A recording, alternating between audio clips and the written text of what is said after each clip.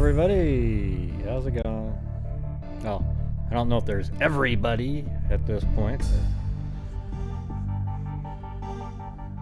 How's it going? Looks like good old Chloe stole Blue's bed again. Unfortunately for Blue, he might come back over and take it later.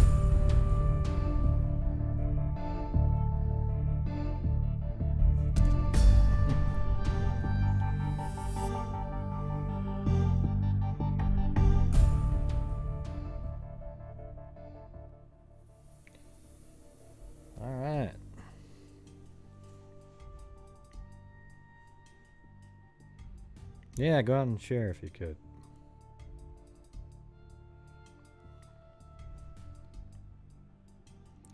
Hello, Shirley. Femme fatale. Hey, it's Gene Fish. That's right, good welcome. And good welcome.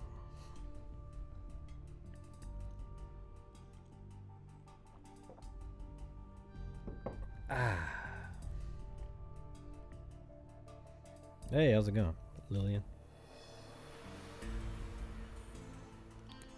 Claudia Neubauer, 1 day older today.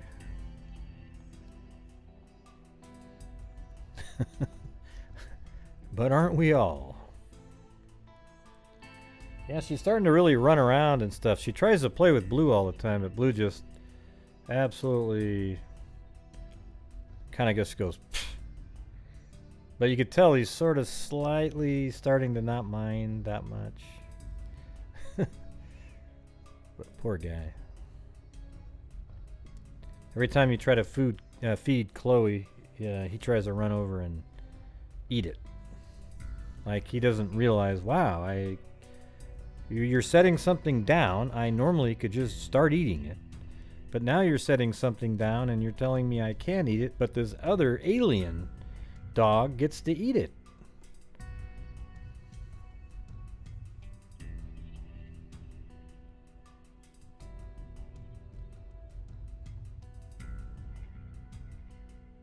Yeah, well, we'll see how long it takes. It's been what is it, 2 full days now,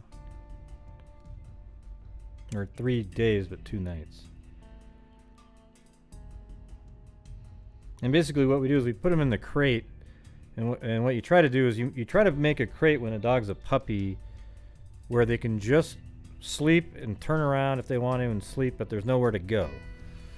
All right, and then so what I do is I just have my earplugs in, and whenever I feel like getting up, that's when I get up. I don't care if there's a yipe or anything like that.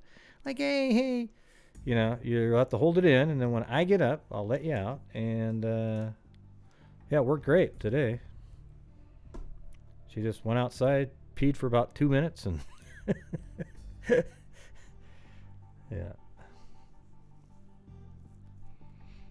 I know it's probably different with a baby, but yeah, that's kind of the way you're supposed to do it. You don't let dogs rule your life. They have to fit into what you're doing. Okay? And that's just something I believe. I always think it's weird when you have a dog that's, especially like when someone's walking a dog and their dog is pulling them around the park. It's like, what are you doing? Okay? Just immediately take control of your dog, pull back almost as hard as you can on the leash, and every time that they even try to walk away from you at all, you pull back on it again. You know, not as hard as, you know, I'm just joking around when I say hard as I can. I know there'll be some idiots out there that actually, oh wow, really? So just, yeah, I'm just saying you pull back very sharply and you make sure that they don't keep trying to lead you around. They move when you move. Okay?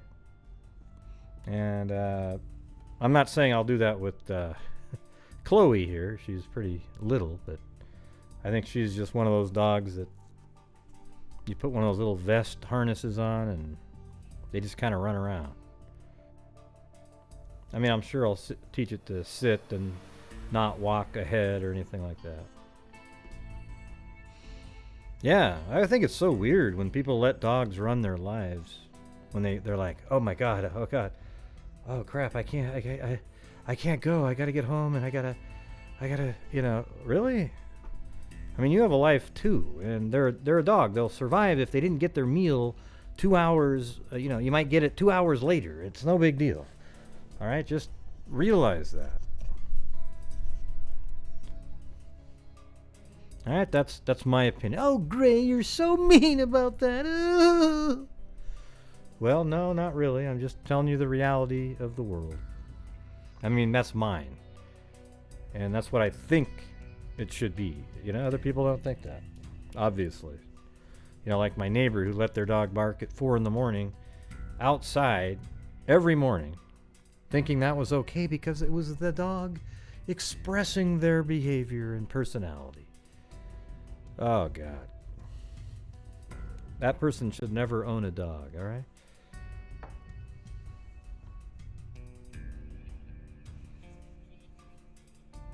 All right. Okay, well, let's get going on these cases in the news. All right? All right.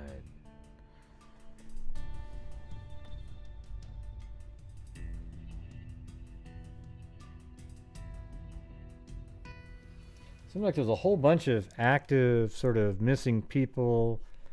Some that we know are dead, but they haven't been found yet. A lot of active cases regarding that.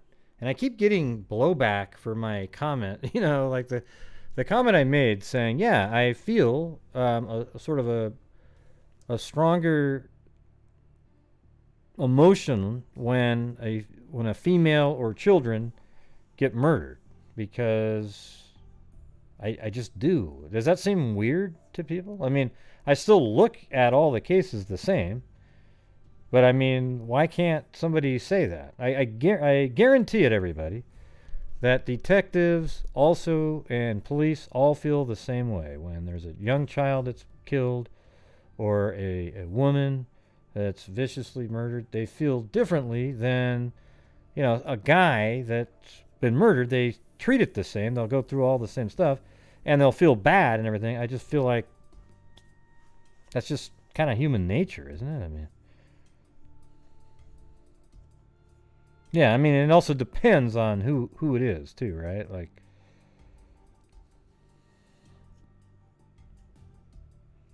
now they were trying to equate it to what I was talking about last night with how it seems like the newspaper articles cover, at least back then, cases with African American, way less, like way less coverage, no articles at all. And I don't feel like that's even something I was comparing at all. It doesn't make sense. Didn't make sense to me whatsoever. It's like someone trying to find something. I mean, I guess you could sort of make the case like, wow, if I ran a newspaper, I might not run the cases of the guys more because wouldn't be as, quote, passionate. But that's not how I would do it. I would make sure that every case was covered a lot. I mean, the thing is people are interested in cases a lot of times if you make them interesting. All right, the newspaper just goes, well, that one doesn't check off all the boxes that would sell, so therefore let's not cover it. Well, I guarantee it, if you wanted to, you could sell. Look what you guys do in politics. You sell garbage to people, and people believe it. So why don't you, cover the case accurately, however, but just put it out there, word it in a way, and get people active and looking at it. I mean, it's ridiculous how some of these have no articles whatsoever.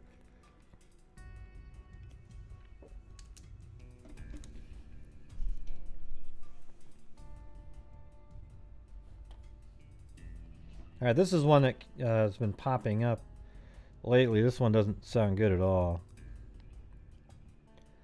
Mom 19 and 1-year-old son are missing as family receives strange texts from her phone. Well, haven't we heard that a million times? Police in California are searching for a 19-year-old mother and her 1-year-old son after family received strange texts from her phone. Mylinna Linder and 1-year-old son Montana Linder are critically missing, the Santa Ana Police Department announced Tuesday.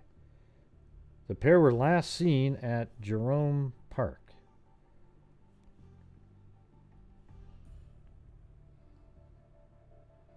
So there's a park right here, Jerome Park. Let's just take a look at it. You can almost see it better from the air. This great 3D rendering of it. It doesn't. You don't even need to see street view. It's right there. Looks like just a typical city park with basketball courts, some softball, and a baseball field. And then over here, not quite sure what this is. What sport do you think that is? I mean, it looks like there's literally benches for people to watch. Maybe it's softball. It's just two fields, like really crappy groundskeeping there. Yeah. What that has to do with anything, I don't know. I was just looking at it. My brain went on a tangent there, but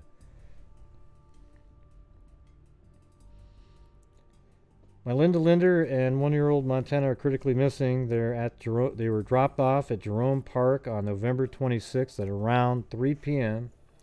They are believed to be with Linder's boyfriend, known as Vincent, possibly in San Bernardino. Linder is described as 5'4", weighing 150 pounds, with black hair and brown eyes. Her son is described as having black curly hair and brown eyes. Vincent is believed to be driving a champagne-colored late 90s four-door Toyota Camry, according to police.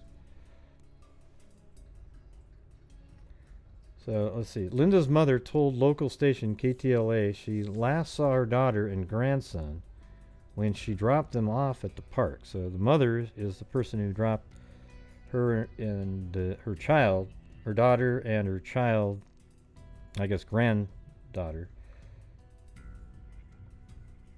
grandson, off at the park. The following day, she reportedly received text messages from her daughter's phone that seemed strange and sounded like they were written by someone else. Her daughter texted saying she was fine and with her boyfriend and that they were staying at a friend's place. In another text, Linder's boyfriend, an aspiring rapper who goes by the stage name Lil Sneak, said the 19-year-old had vanished Tuesday after she went to get gas when their car broke down on San Bernardino Highway.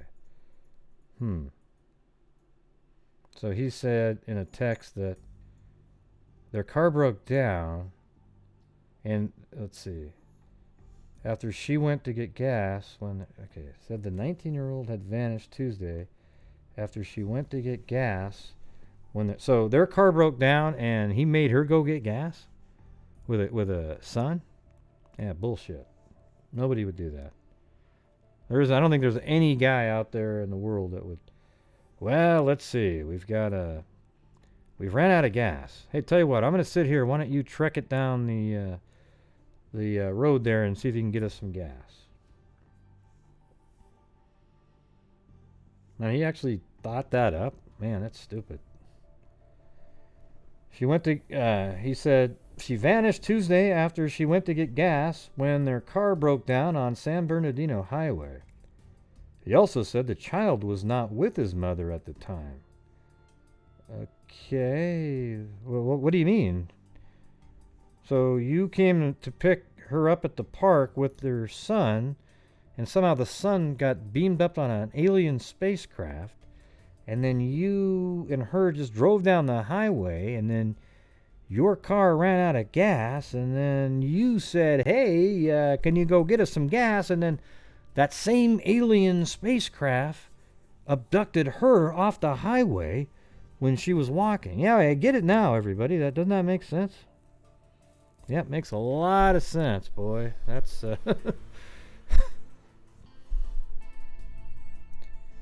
in another text, an aspiring rapper. So he also said the child was not with his mother at the time. So when you told her to go down and get some gas, her child wasn't with her. So are you saying that you have the child? Or you're saying that when she was in the car with you, yeah, you must be saying that, because if not, then you have to then produce the child somehow. Police have reported Linder and her son critically missing because of Montana's age. And anyone with information regarding Linder, her son, or her boyfriend's whereabouts is urged to contact Detective Garcia at 714-245-8408 or A. Garcia 3 at santa-ana.org. Yeah, that's just insane stuff right there.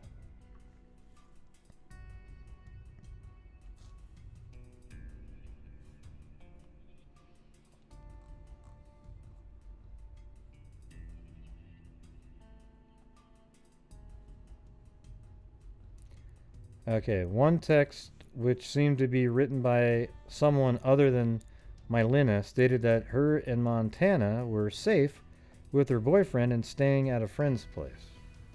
So I think that's just reworded by somebody else. And again, it's believed that Vincent, the boyfriend, is driving a champagne-colored late 90s four-door Toyota Camry, according to a police advisory.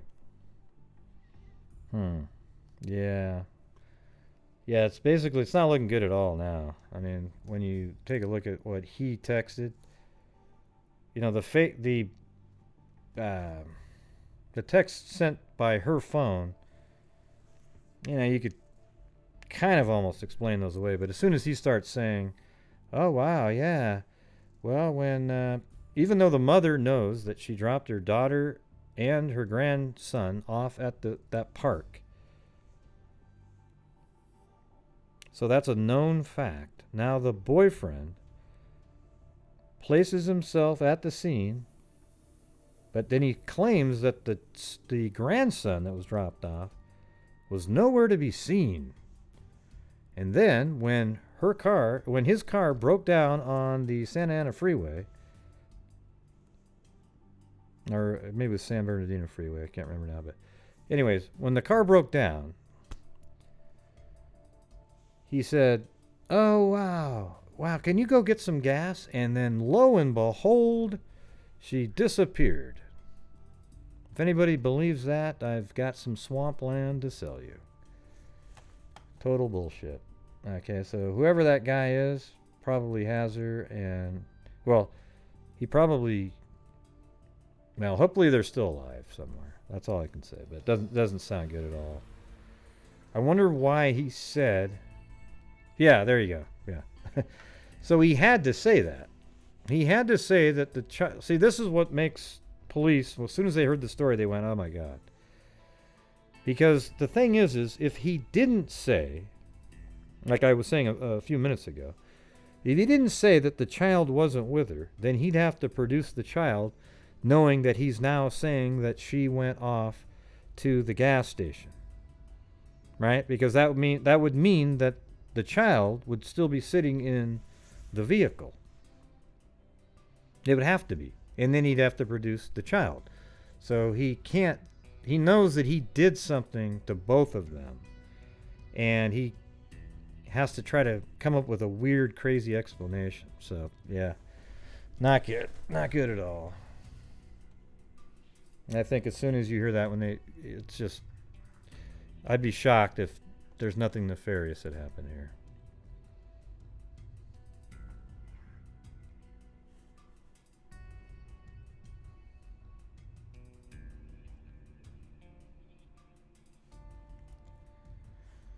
All right. Moving on to the next. So that's about it for that story. We'll keep an eye on it, though, for sure. If you guys hear anything, don't hesitate to send me a link.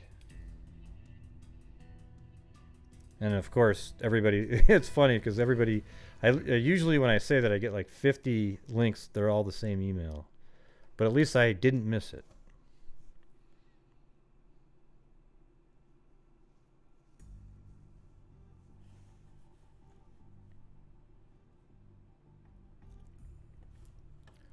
A lot of people think they're smarter than the police. I mean, hell, just watch Greeno's channel. He'll tell you that the police don't know what the hell they're doing. And if he was running the show, my God, they would have solved it already.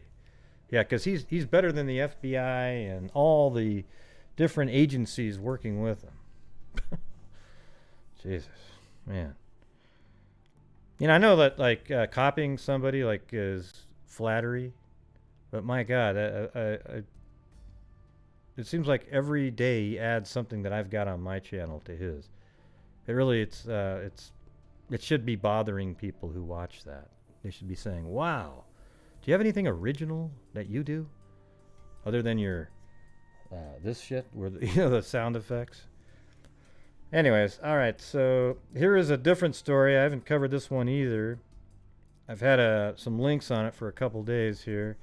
Shifting details frustrate family of missing Richmond woman as search goes on.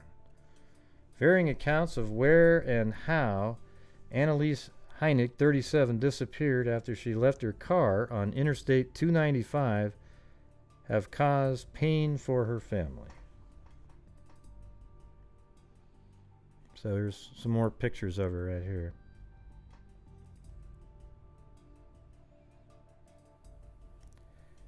As police work to reconstruct the movements of a Richmond woman who has been missing since November 26, her parents say they are frustrated at how key facts about her daughter's disappearance have changed since police learned she was missing.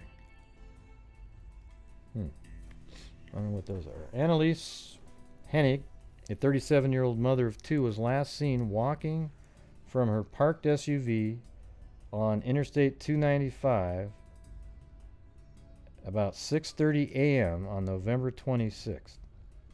But details about the direction she was walking, the precise location of the vehicle, and the time it took for the SUV to be towed have shifted since investigators began looking into her disappearance. Well, what's wrong with that?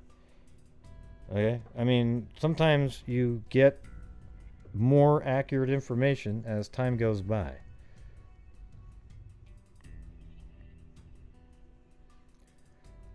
The confusion has led to pain for Heinig's family and the potential loss of hours or days in the search to find her. If I were asked what I'd like to see come out of this, is that people understand that that in an emergency situation, in a crisis, it is absolutely essential that people be completely confident in the information they're provided, said Chris Heinig, the missing woman's father. Right, well, maybe people who come forward with the information should be accurate. Then, or how about this? Don't go missing. Don't put your SUV on the side of the road and start walking away. I mean, don't get angry at the police for, trying to be accurate and it changed over time. This isn't one of those cases where, oh my God, man, they really should have.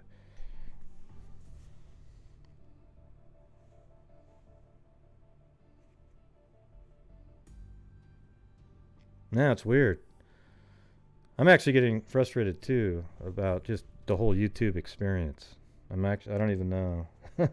Sometimes I just think, I'm just going to watch the Blazers and just do life things. It was kind of fun. I come in here and I like covering cases and everything.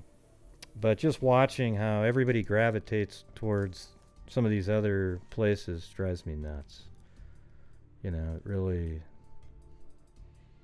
It's depressing, to be honest with you. Like sometimes I get up and go, wow, man. After my show last night, I go to YouTube and I see that there's 800 people watching absolute garbage. So Anyways, let's see. Then Falmouth Police Lieutenant Jeff Pardue said in an interview with the Portland Press Herald on Monday, so this must be up in Maine, I guess. Is this Maine? Or let's see here. Virginia, right?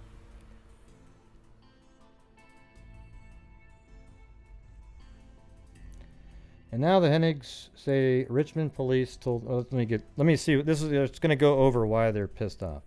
I can tell you, I personally spoke with the witness who saw her, and it was articulated directly to me that Miss Heinig was walking southbound in the northbound lane. Pardue said. And now the Heinigs say Richmond police told them Tuesday afternoon that Anneliese's vehicle was actually headed south as originally thought, but was discovered near the... Okay, let's try to... Maybe we can put that in there. The Presumpscot River Bridge. Yeah, I mean, I do this. Mainly I come back every day for, because there's so many of you that, you watch it every day, and it's like a family. But it's amazing how I used to get maybe 2,000 to 2,500 subscribers a month, and now it's like 400, 500, and it's just this people are over there watching drama, man, subbing to drama channels. It's just freaking nuts. All right, and I don't even know. I didn't do anything different. That's the thing. I mean, I don't know if it's YouTube liking drama too, and they're recommending. It's very frustrating for me, though.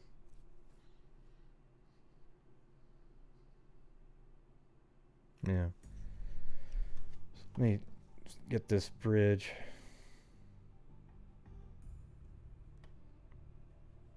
What do you...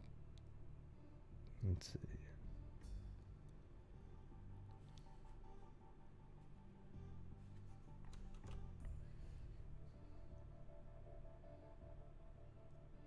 Okay.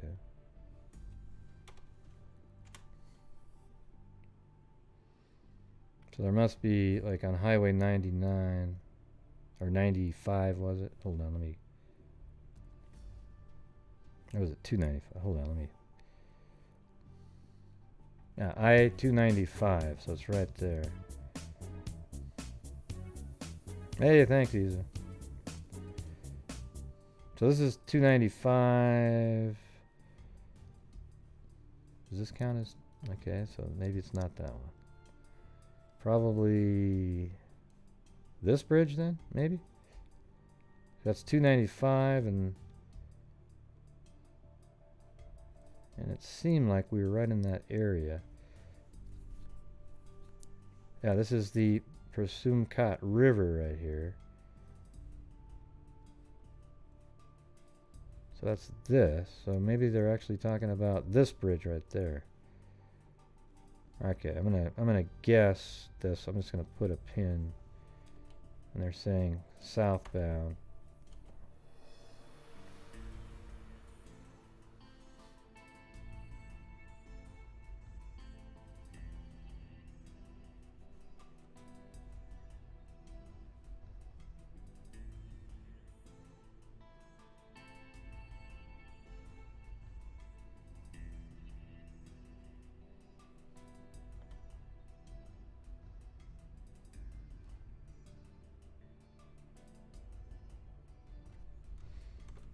Hey, hold on. I'm going to make another folder for this one.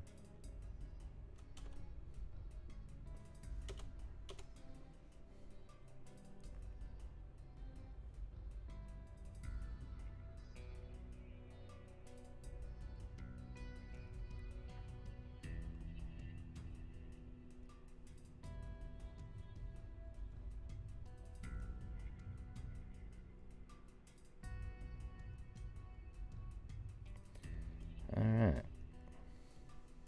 There we go.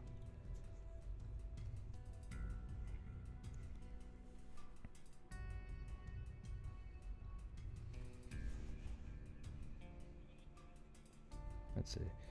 So Anneliese Heinig, a 37-year-old mother of two, was last seen walking away from her parked SUV on Interstate 295 about 6:30 a.m. on November 26th.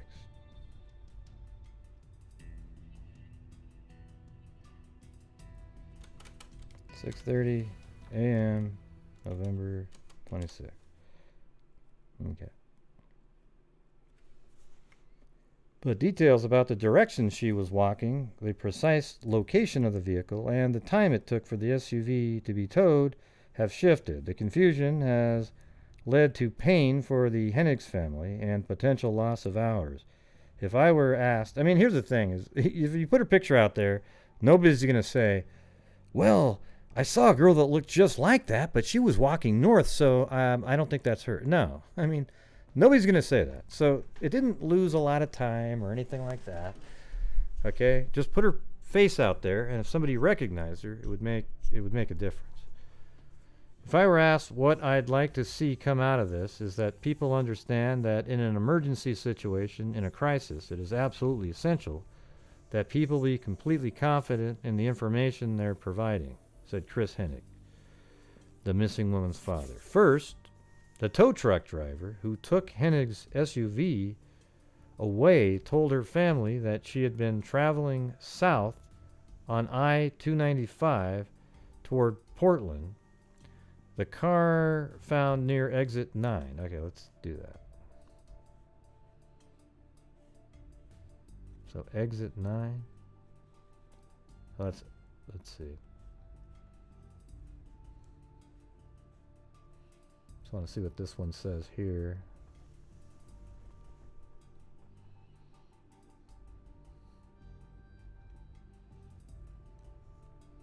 That's 10. So maybe it's way back here then. Let's see.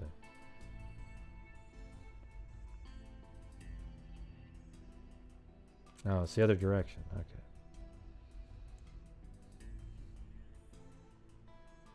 So that's 9. I mean, that was 10. And... jeez.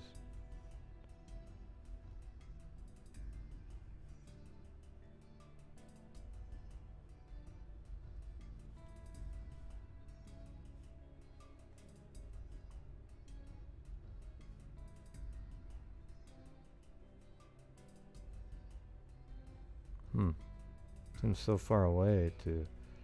Well, I guess maybe that's the bridge right there then that they're talking about. I don't know.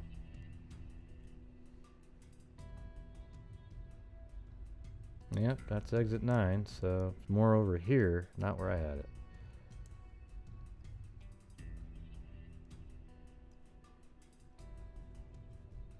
It's weird though, because that's the river they were talking about. The Presumed-Cut River. Right there. So I don't know how that... That's right, man. Look at it. It is getting nutty here.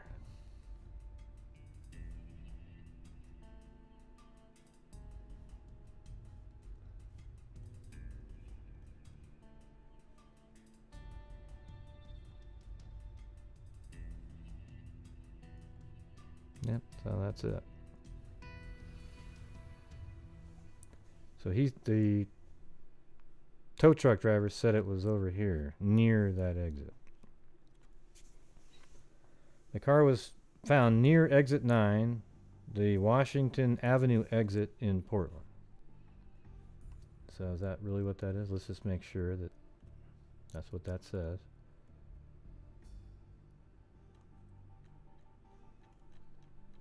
Or I'll take the exit up the ramp and then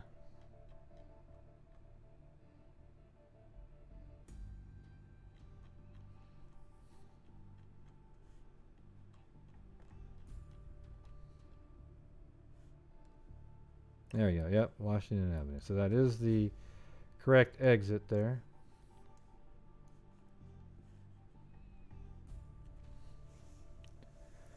Then Falmouth Police Lieutenant Jeff Pardue said in an interview with the Portland Herald on Monday that the vehicle was traveling north and was found... Oh, yeah. See, yeah, so that would be really kind of crazy because the the tow truck driver, the one that actually physically moved the vehicle, he said it was near exit 9 and near the Washington Avenue exit. Then the Falmouth Police Lieutenant Jeff Pardue said in an interview with the Portland Press Herald on Monday that the vehicle was traveling north and was found near the Presumpcot River overpass, which is 3 miles north, and that's exactly what I was just confused about a minute ago. So that would be over here. So we'll put like location B.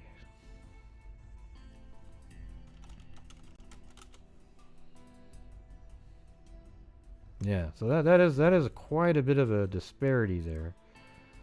And so I guess earlier when I was just thinking they were bitching about south and north, but now this would matter because you could tell somebody, yeah, there was a girl walking around by a certain exit, and then maybe somebody would remember. But it seems like if you just put her face out in the public, anybody driving anywhere on this road that night would remember something.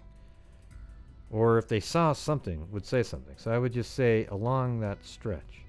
But anyways, maybe they clarify it later, so I could just keep reading. I can tell you I personally spoke with a witness who saw her, and it was articulated directly to me. Miss Henning was walking southbound in the northbound lane, Purdue said Monday afternoon. So that's the police officer. Yeah, well, that makes sense. She was walking south. That's what the tow truck driver said, that the car was parked that way. And now the Hennings said Richmond police told them Tuesday afternoon that Anneliese's vehicle was actually headed south as originally thought, but was discovered near the Presumpcot River Bridge.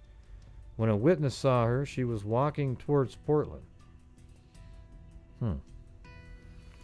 This is what happens when people start speculating on things, Chris Henning said Tuesday night. Can you imagine how frustrating it is for police or detectives who are trying to solve a case with multiple witnesses, all of whom are giving them what they believe is the accurate truth, but that it is in fact inaccurate information.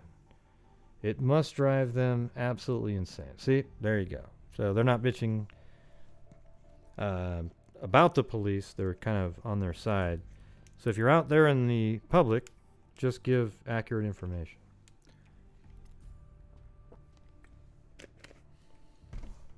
And don't say anything unless you really saw something. You know, don't be like one of the Delphi tipsters, you know. Oh, yeah, hey, I think of this guy. I saw a car driving down the street and there was a guy. Now, have some reason. Just something. The first discrepancy the Hennings say appears to have originated with the tow truck driver, who told them the vehicle was found near exit 9 instead of by mile marker 9. Okay, so I'm going to get rid of the other one then. So let's remove. I'm going to move this back.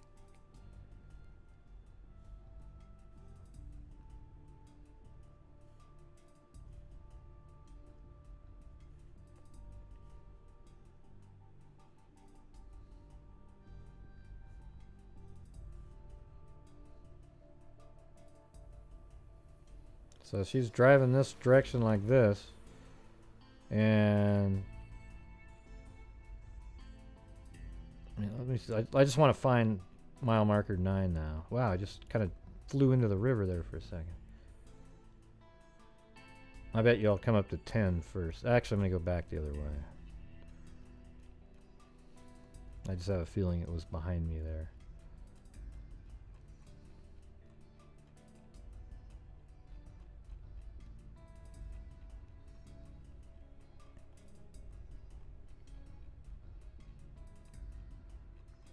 Yeah, there's a lot of cases like that.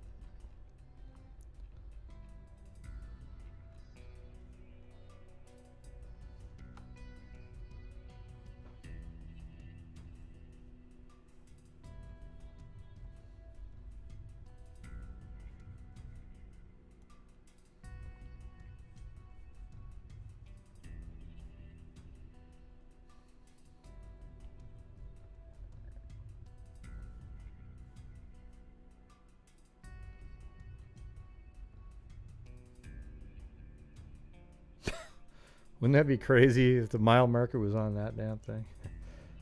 Yeah.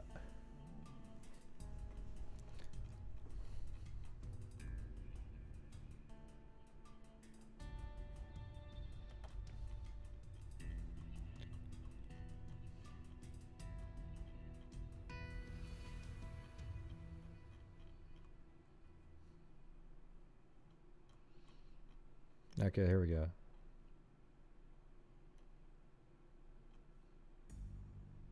Well, that's mile marker 10 there. And it looks like, I think they go backwards, right? Like 9, or was it the other way? Now, I can find the next one quick, regardless, so.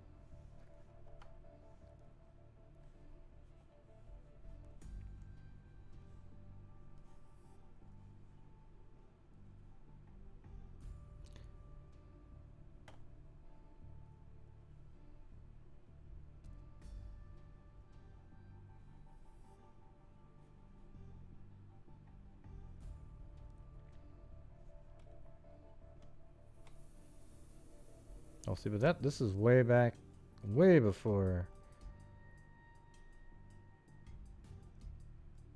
I just want to make sure I'm going, maybe I'm going the wrong direction here.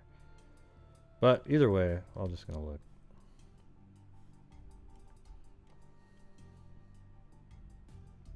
Yeah, see there's a marker right there. Yeah, it was the other direction. Yeah, it didn't make sense after a minute there because I realized it's getting really far from that bridge, so it's definitely the other direction.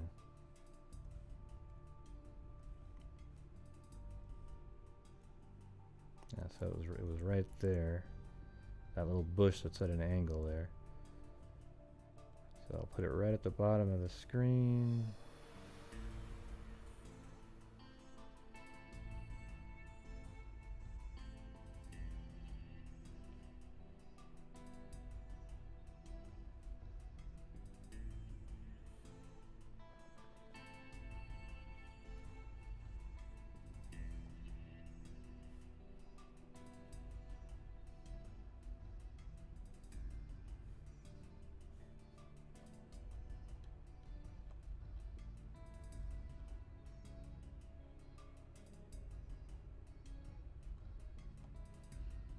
Yeah, what happened to the mile marker? Darn it.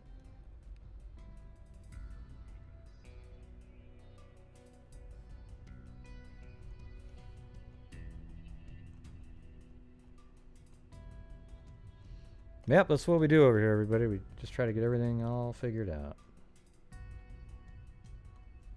Might take a minute.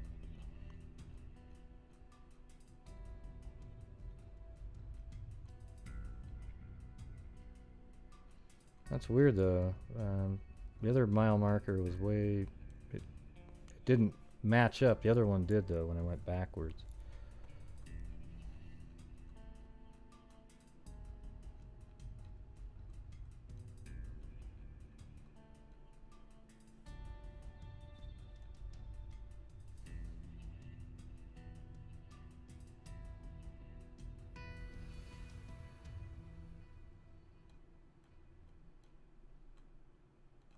Yeah, so the other one is back, where's that bush? Right there.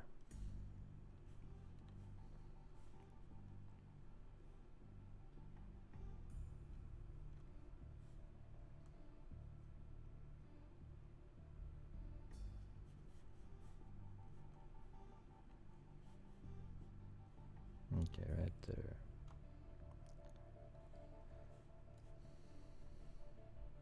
Yeah, so why wouldn't it be a mile? I'll just mark a mile and we'll just go with that.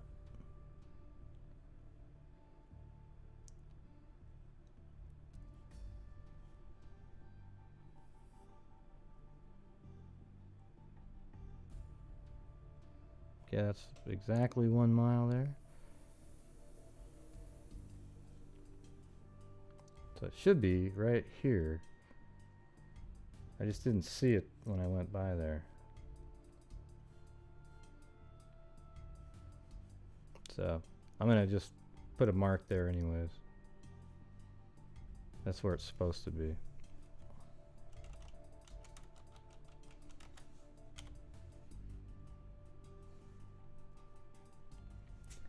All right. Based on that information, his wife wrote in Facebook post Saturday that the black Mercury Mariner SUV has been found. The vehicle was broken down on 295. This is what the quote was. Near the Washington Street exit. Now it's Washington Street exit number 9 now? What the hell are you talking about? It's found near exit 9 instead of by mile marker 9, which is near... Wait. The first discrepancy, Heinig says, appears to have originated with the tow truck driver who told him the vehicle was found near exit 9 instead of mile marker 9, which it's supposed to be, right? Which is near the Brasumcot River Bridge. But then right here, based on that information, his wife wrote in Facebook post, the vehicle was broken down on 295 South near the Washington Street exit number 9 and towed to South Portland. She was seen walking north on the southbound side at between 6:30 a.m. and 7:30 a.m. Tuesday, Ann Heinig wrote. The tow truck company was called at 8:30 a.m. or 9:30 to tow it and never called us as the registered owners. But see, that tweet there is opposite of what the new information led to.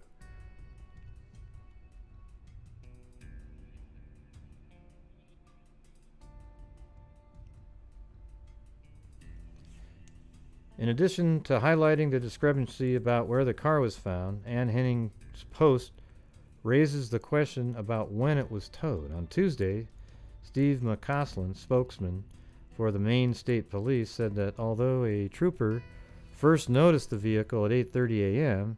and made a cursory check, he took no further action at that time.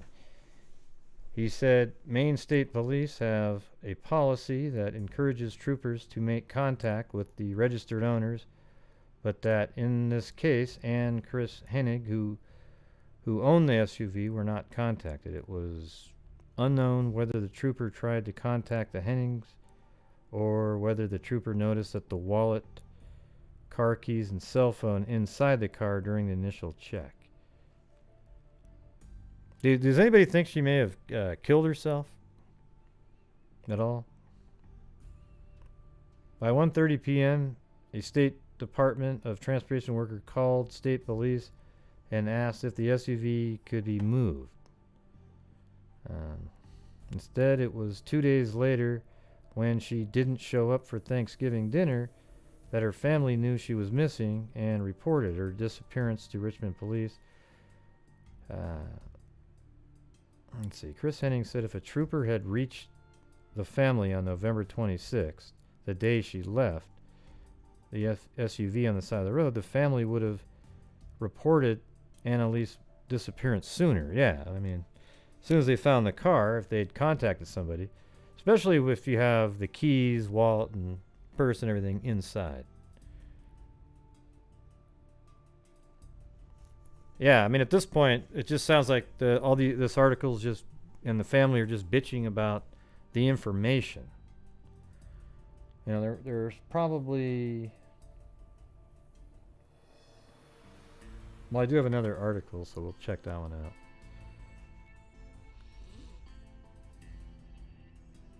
I don't have the energy or the inclination to be really confused, Chris Heinig said Tuesday afternoon. I just hope with every call there is some kind of news.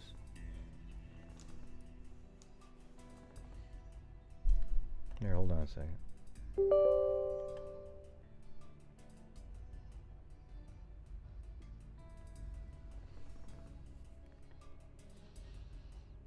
Well, I mean, if she jumped in that river, she could be out in the ocean. I mean, why would you just get off in the middle of a freeway? Well, why would you kill yourself doing that too, right? That's a little bit weird. To just get off on a freeway and just start walking. Doesn't make a lot of sense.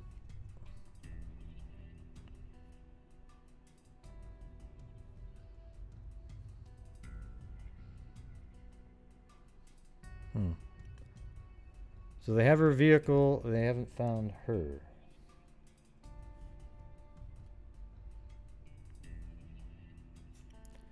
Okay, this article is from today. Searchers returned to Presumpcot River Thursday to look for missing mother of two. So they're looking for her in the river. Now I guess it's something that could have happened is a car struck her and they just kept driving. Something like that.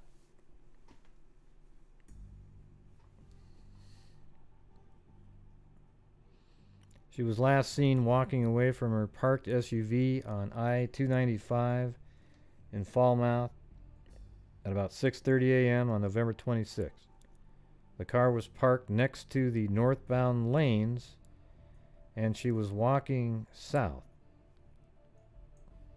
according to the latest description from the Falmouth police. She left her keys, cell phone, and wallet inside the vehicle, which was considered abandoned and was towed that afternoon. She was reported missing by family members 2 days later when she didn't show up for a Thanksgiving dinner.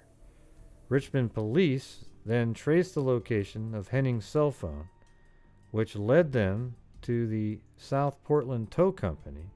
That's crazy. Wow. So they tracked her cell phone, which must have still been on or whatever. I mean, still had power, and it pinged to the tow truck, or the location that the tow truck brought the vehicle.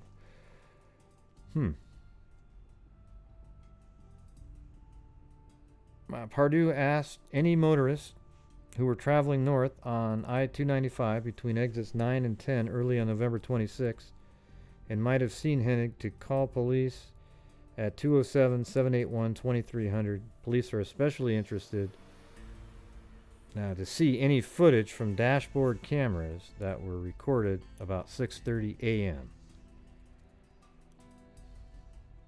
That's pretty early, too. So it's 6:30 a.m. She's driving. And her car's on, I guess, apparently was heading north. I mean, it's weird how this article... So when was the other article? Let's see.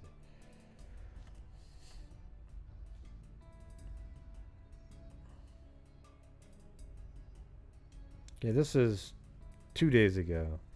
So hopefully this newer article is up to date. Although this sounds like it matches what was originally said about it facing north. I'm totally confused. Anyways, regardless of that, her car was parked and she was seen walking away from her vehicle. Her keys, purse, everything was in there. Her cell phone. So that's not good. It's not, something like that sounds a little bit like a few of the other cases we've talked about where somebody takes their own life. I don't know if she has any motivation to do that or anything like that, but I mean, what do you guys think?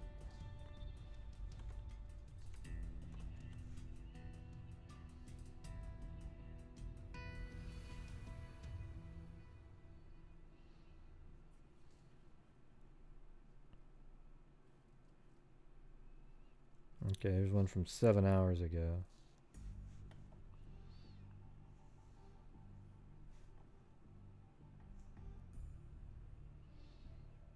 It's been over a week since 37-year-old Maine woman was last seen. Let's see what this says right here.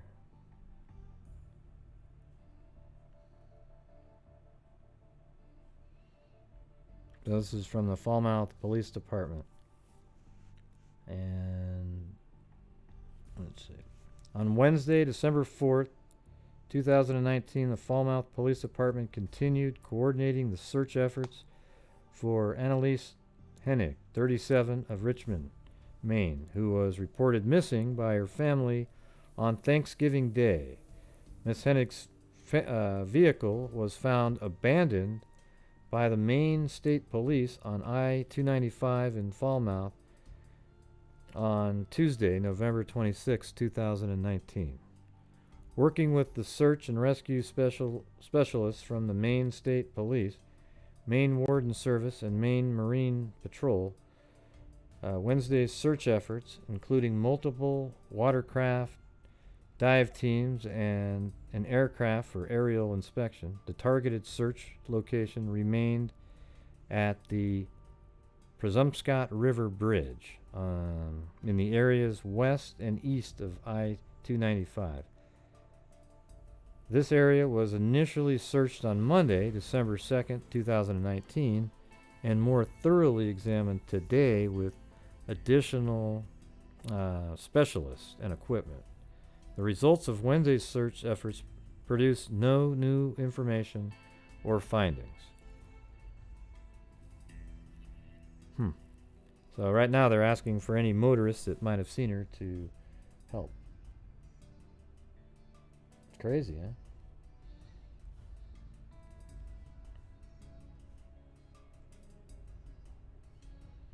So when they say east and west, that means they're looking on all the sides here. I'm assuming the river flows out to the ocean. I mean, obviously that's what rivers do when they get to the ocean.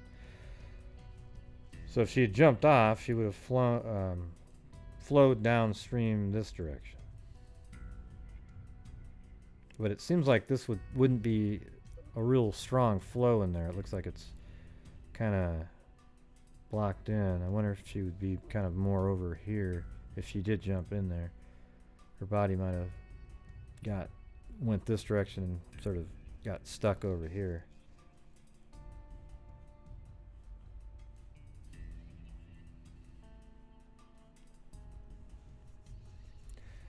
Alright, well anyways, I'm going to take a break for a second.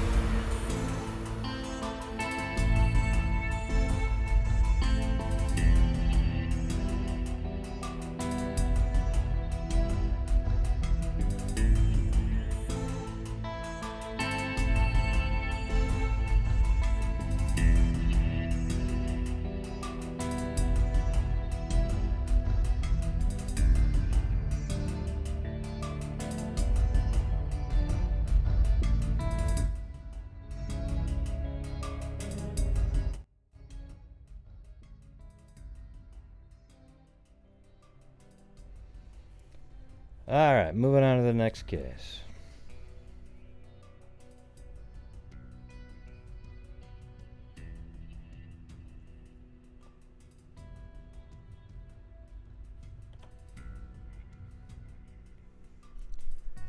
Searchers find missing woman's cell phone backpack in Bates County.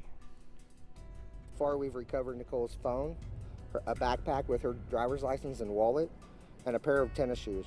Volunteers working with law enforcement officers already have helped recover important pieces of evidence in the disappearance of Nicole Mallatt. Mallatt had been living with a boyfriend for the last 18 years in this rural county, and the two have 3 children together.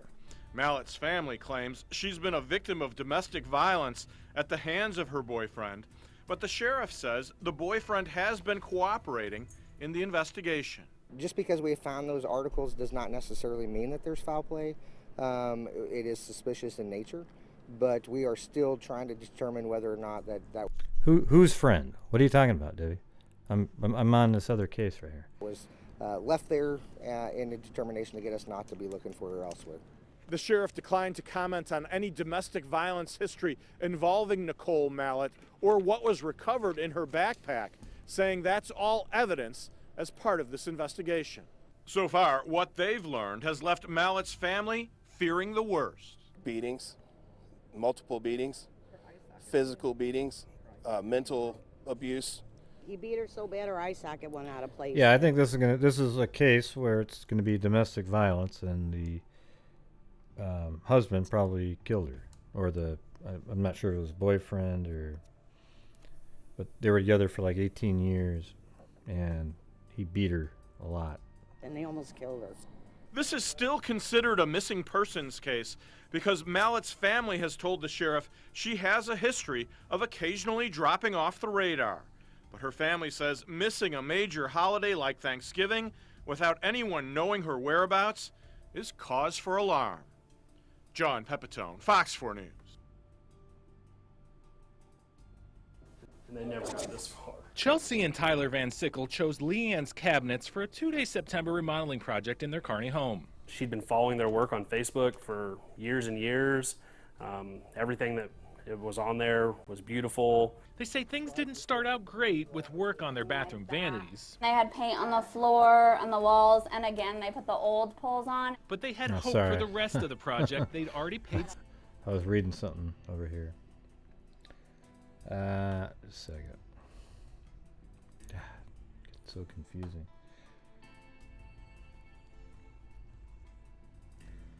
Yeah, well, how about you want to call in, Crystal, and you can tell us what you know? I have some of it mapped out here. Let's see, hold on. The number on the screen isn't the right one, though, either. So don't call that one. Yeah, so this is where they live here, I believe. And then I think that they're searching some of these ponds today. Maybe this one or this one over here.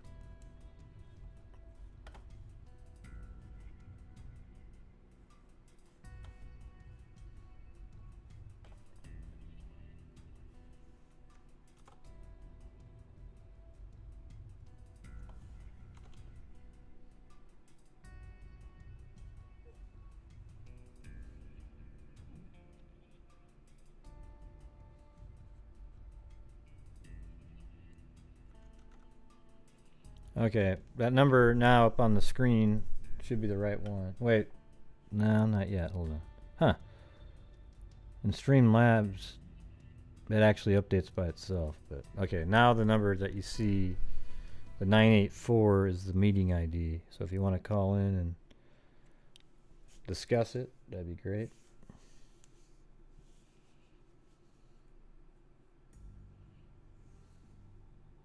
But remember, this channel is this channel is monetized, right? So the money that you guys contribute on here is what we use at the end of the month to contribute to charity. Okay, I spent a lot of hours putting stuff together to put these shows on, and has to feel worth it. All right, so there's the number up there, 984-683-220.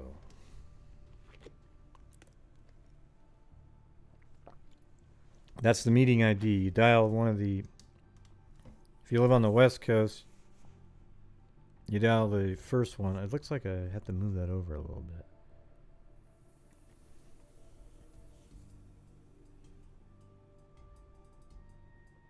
Right.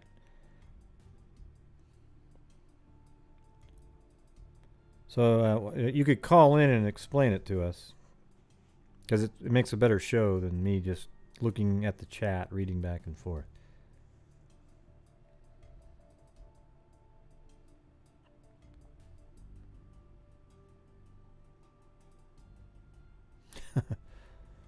That's what it feels like sometimes, Claudia.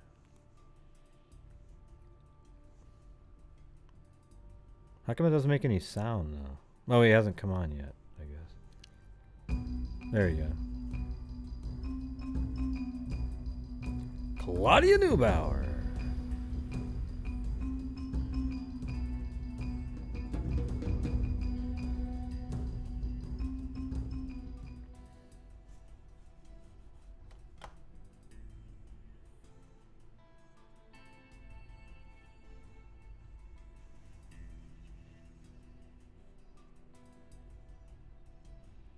Alright, see, that's what happens when somebody, when they say, hey, great, we got somebody who's gonna call, you know, and then it just slows down everything and I have to wait and I don't know what's happening. Hey, J Bear, what's up? So I'm just gonna go back to this. Searchers in Bates County have recovered personal items belonging to a mother of 3 who has been missing for more than a week. Thanks, Dottie. Nicole Mallatt family fears she's a victim of foul play. Bates County Sheriff Chad Anderson disclosed Thursday that searchers have found Mallatt's cell phone, backpack, and a pair of her shoes. All were in the area where a 36-year-old woman was last seen. They have found Mallatt's cell phone, backpack, and a pair of her shoes. A group of volunteers joined law enforcement officers in searching farmland in rural Bates County for evidence of the mother of 3. I was in jail, Mag. Thank you very much. The sheriff says Mallatt has been living with a boyfriend for the last 18 years, and the two have 3 children together. Mallatt's family claims...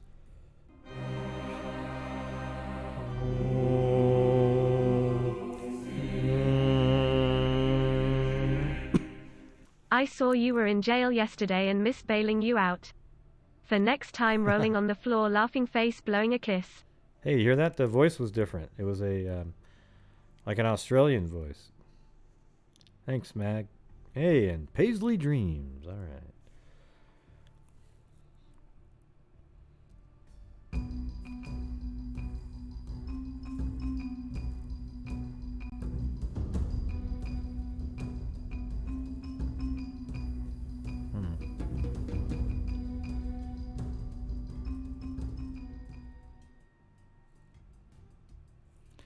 The sheriff says Mallatt has been living with a boyfriend for the last 18 years and the two have 3 children together. Mallatt's family claims she's been a victim of domestic violence at the hands of her boyfriend, but the sheriff says the boyfriend has been cooperating in the investigation. So what? You don't need to put a but in there. You know? I thought finding her phone would help us out a lot, said Mark Willie, Mallatt's brother. If we found her phone, we could get some information about who has seen who talked to who last. We are hoping that comes to light today. Mallatt also had a former husband who lives in the area where she was last seen. The sheriff says he too has been cooperating with the investigation. This is still considered a missing persons case because Mallatt's family has told the sheriff she has a history of occasionally dropping off the radar. Yeah, a note to families out there. Don't be honest on that ever, okay? When you're working with the police, don't ever be honest and tell them, oh yes, my daughter ran away sometimes. Okay? Don't ever, if you think that something has happened to your daughter this time, don't ever be honest and say that she ran away other times. Okay, because as soon as you say that, they'll go, oh, okay, yeah, forget it. It won't be taken anywhere near as seriously if you do that. All right. So if it ever happens to you, don't be honest on that one aspect. Everything else, tell exactly how she is, and or her or him, whatever the situation is. But don't ever tell them that. Oh yeah, she does drugs and she'll just take off for days at a time. But I tell you what, this time I'm really. Oh, really? So she has a. Okay, forget it. That's how they act. That's what they think in their heads. As soon as you say that.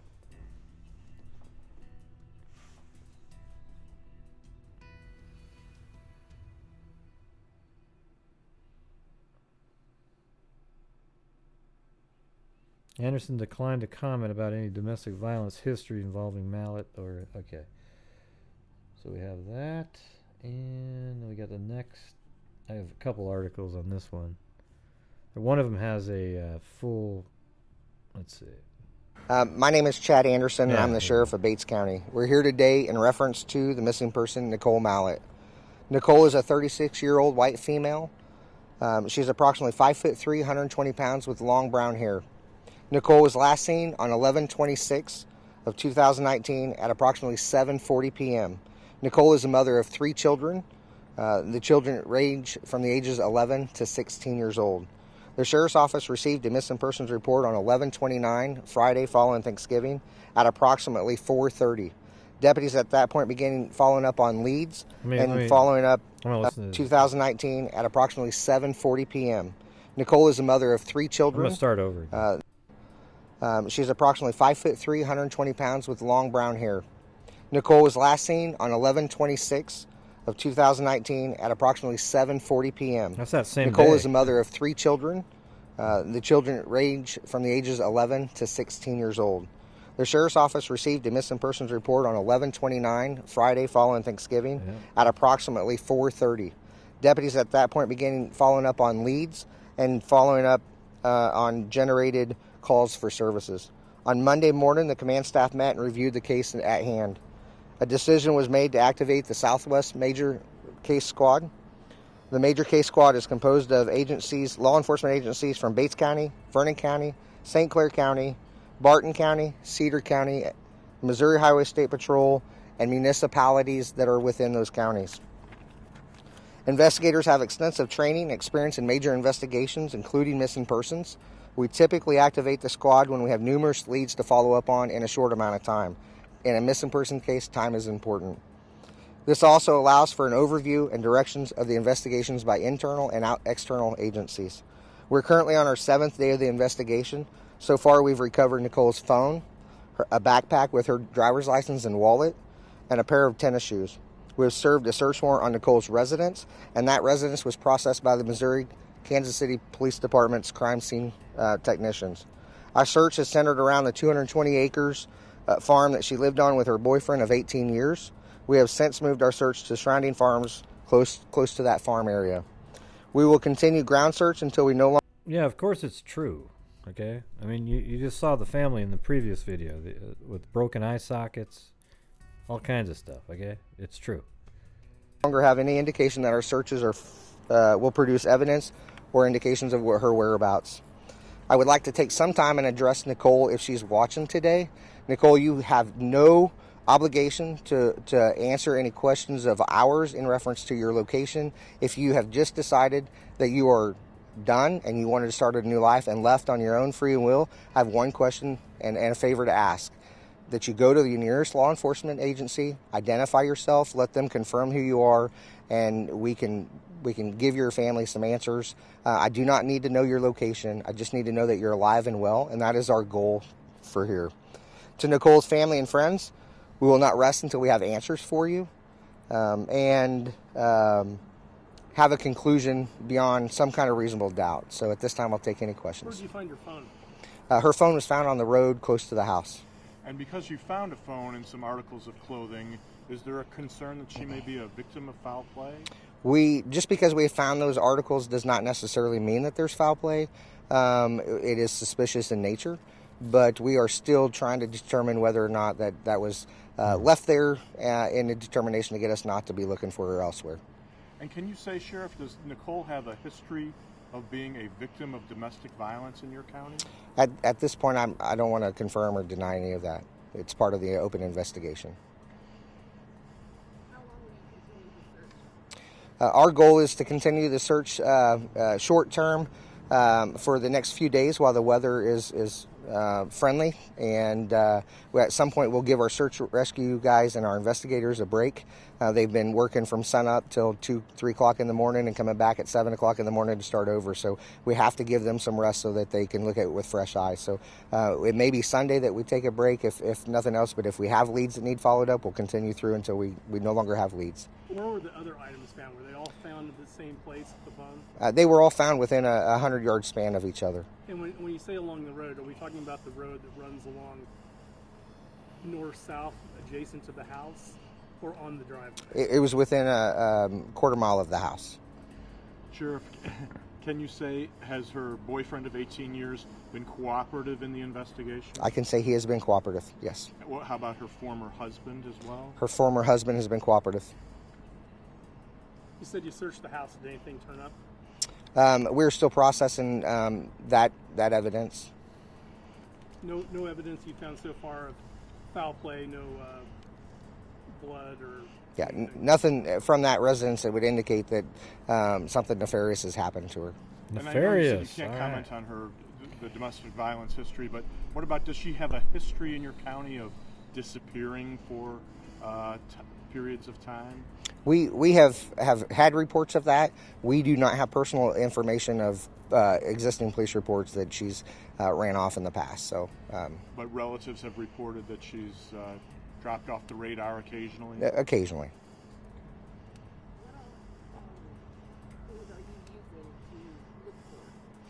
So we in the past we have used water teams that have got sonar. We've had 2 separate dive teams that have searched waterways. Hey, Crystal, why don't you call in? I got the number up on the screen up there for you to call in. I set up Zoom, so you can let us know. It's not hard. It's just like talking to a buddy. There's no arguing. All right, but you could let us know more about them. All right, I'd appreciate it. We had some interest in. We have used high-tech drones from other agencies, physical search parties with sheriff's posse, volunteers, other agencies that are CERT trained. We are using anything and everything that we have that are at our reach to help bring this to a closure. Well, you know what? We have had cadaver dogs on scene with us. I believe 2 days ago. Are there people you're interested in talking to besides Nicole that you haven't been able to locate? At this point, we've located everybody that we have an interest in speaking with. Can you see if her phone was turned off or she doesn't want it? Just left there? At this point, I don't know a whole lot of information about the phone. I didn't personally find it. Hey, thanks, I just know Erika. that we have that in our custody. Can you describe the backpack? Did it contain like a change of clothes, or what exactly was? Again, I can't release any information related to the backpack. Why not? You guys think she ran away?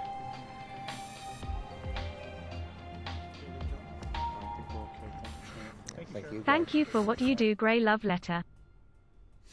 Love letter, huh? All right.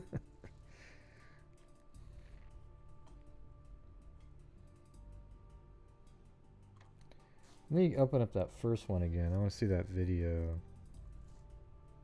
So far, we've recovered Nicole's phone, a backpack with her driver's license and wallet, and a pair of tennis shoes. Volunteers working with law enforcement officers. Okay. So in this shot here, let me play it. Already have helped recover important pieces of evidence in the disappearance of Nicole Mallatt. Mallatt had been living with a boyfriend for the last 18 years in this rural county, and the two have 3 children together. Mallatt's family claims she's been a victim of domestic violence at the hands of her boyfriend, but the sheriff says the boyfriend has been cooperating in the investigation. Just because we have found those articles does not necessarily mean that there's foul play. It is suspicious in nature, but we are still trying to determine whether or not that was left there in a determination to get us not to be looking for her elsewhere.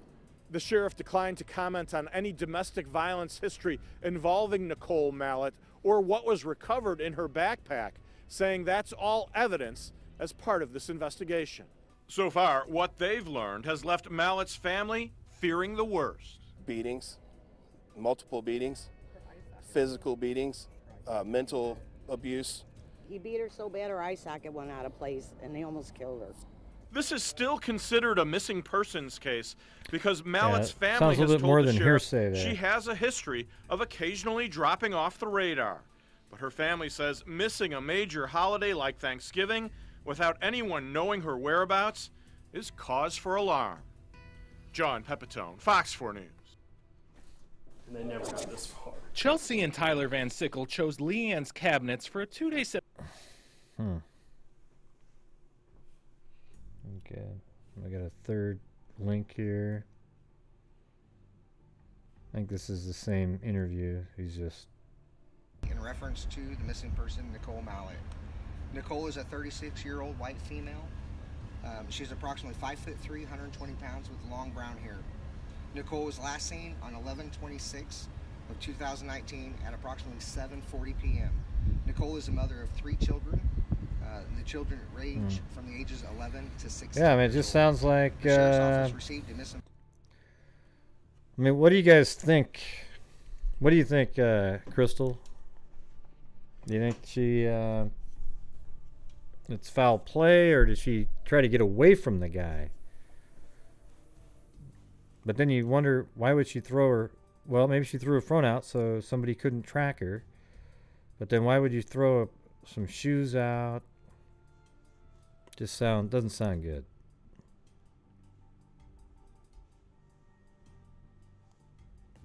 It was only a quarter mile from her house where they found the phone and everything. And as a matter of fact, that one reporter asked a pretty good question, because you've got this long, huge long driveway here, and the officer said, we found the items about a quarter mile from her house.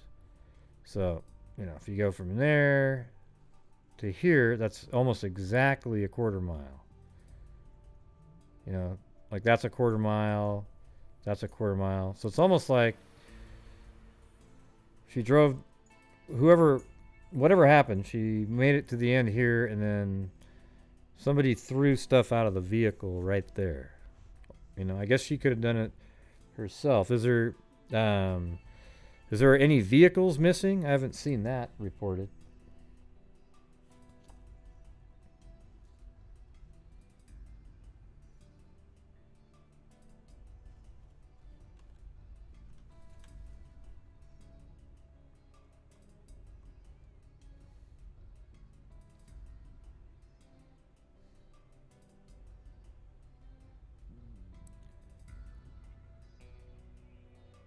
Yeah, everybody knows that, Gene, but people don't think like that, okay? Just, come on.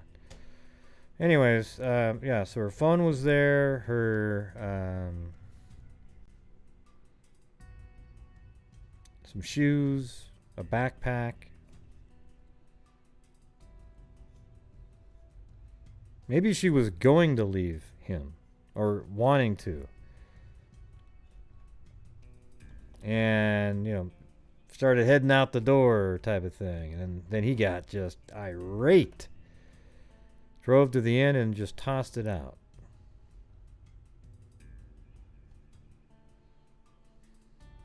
But we could just do the maybe game for a month.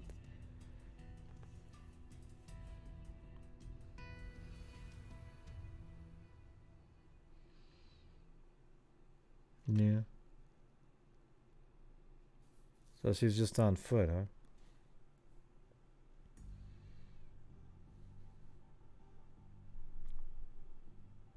Well, if she was on foot and she was just walking off with a backpack and shoes and her cell phone and somebody got pissed at her, that exactly what you see right now is what would happen.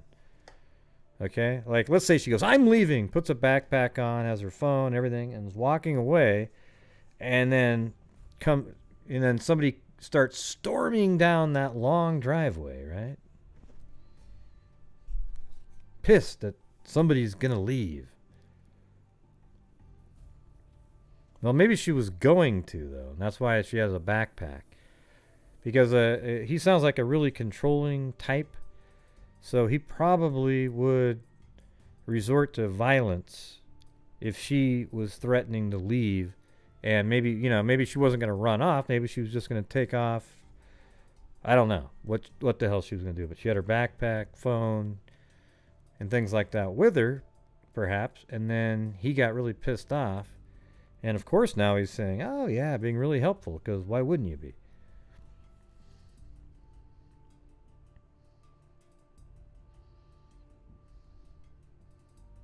Yeah, and we have people saying how he was very abusive mentally and physically, and he almost killed her before.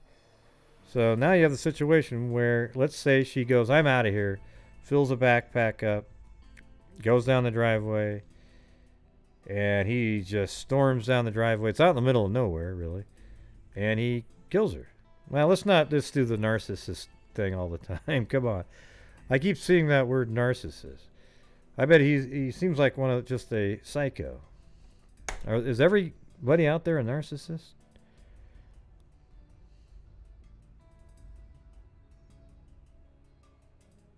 Really? That sucks. Eerie Fairy. I think the term narcissist is so overused at this point on social media that almost every time I hear somebody say it, I immediately go at something else. Because it gets so old after a while. I mean, everyone goes, oh man, that Chris Watts guy, he's a narcissist. I don't think he's a narcissist at all. I think he is a sociopathic monster. Psycho. Yeah. I mean, he was weak-minded. He didn't even really...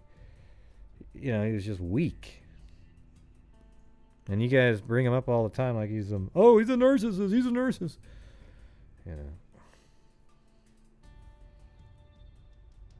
Yeah, I'm only bringing him up because everybody called him that every day because they thought they were just these great psychoanalysts every single time. Let's see. Well, I'm nice. I'm nice even in person. Debbie, it doesn't have to be on the phone. Come on. Yeah. How about let's get rid of the word narcissist and try to figure out, what they really are.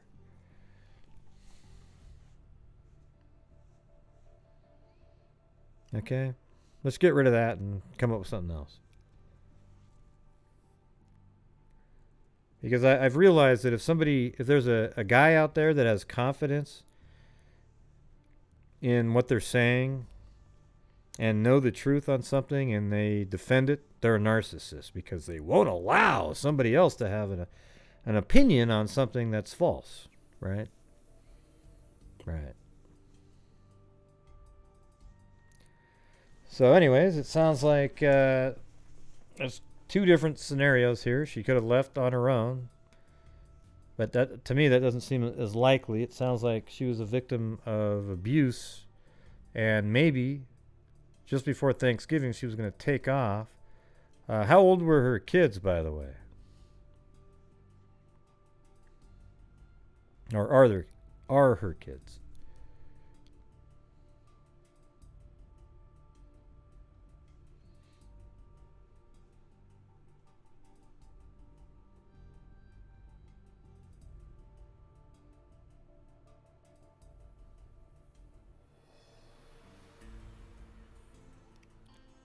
$11 to $16.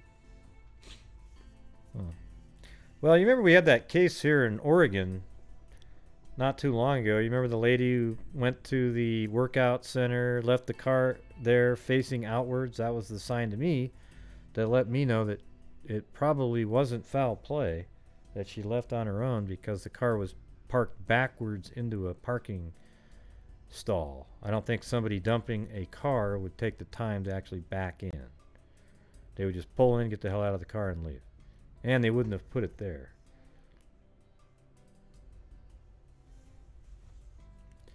Yeah, so it could be something like that.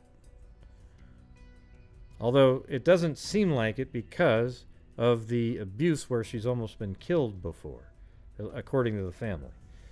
So to me, something bad's probably happened. I hope I'm wrong, but that's what I think.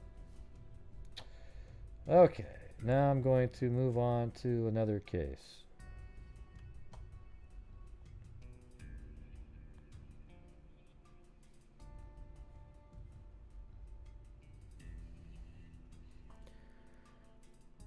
Okay, so you remember this case right here of Erika Gaytan?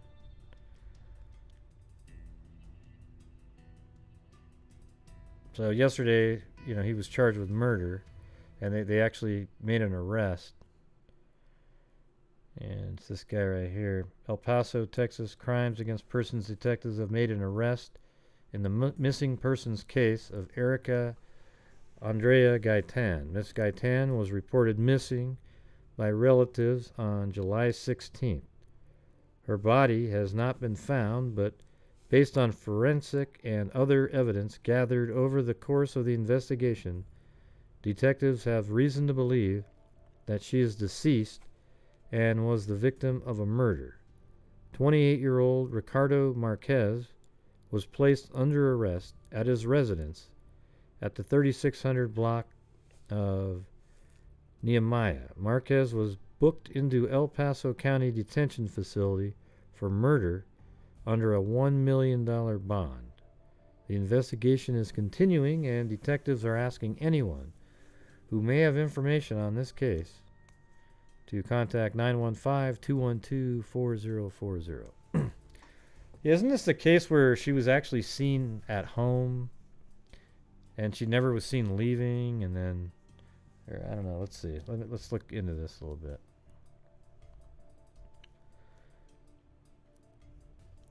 And then he was removed her body and during the night or something, but you never see her leaving, just sort of like a tote maybe. Let's see. Reported Ricardo Marquez, 28, accused of murdering Gaytan. So down there. Authorities said the woman's body has not been recovered. Her body has not been found, but based on forensic and other evidence gathered over the course of the investigation, detectives have reason to believe that she is deceased and was a victim of murder. Gaytan was last seen July 13th after going to... let me see if I think I have her in here in Google Earth.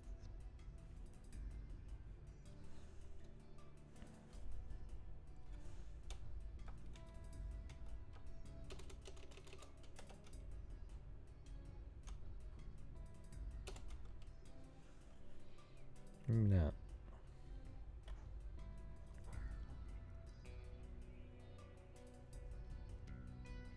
Yes, Erika. Yeah. I did lose a chunk of data. Remember that one time where something crashed and I hadn't I'd lost about a month or two worth of pins on Google Earth. So it might have been right during that time. So I'm almost positive that we pinned stuff out on this one. The arrest affidavit said the alleged killer asked his brother. All right, let me go to this part here. Gaytan was last heard from July 13th after going to the El Paso Reencuentro Norteño concert at the El Paso County Coliseum. I remember this. Marquez's arrest affidavit said he and Gaytan attended the concert together, and he was the last person to have been seen with her. Marquez told authorities he and Gaytan drove to his home after the concert and got into a fight. This sounds a little bit like the 3 Men and a Mystery case that we're covering. And I have a recording tomorrow morning on episode 5. So hopefully the new edition doesn't start yapping at 6. Yeah.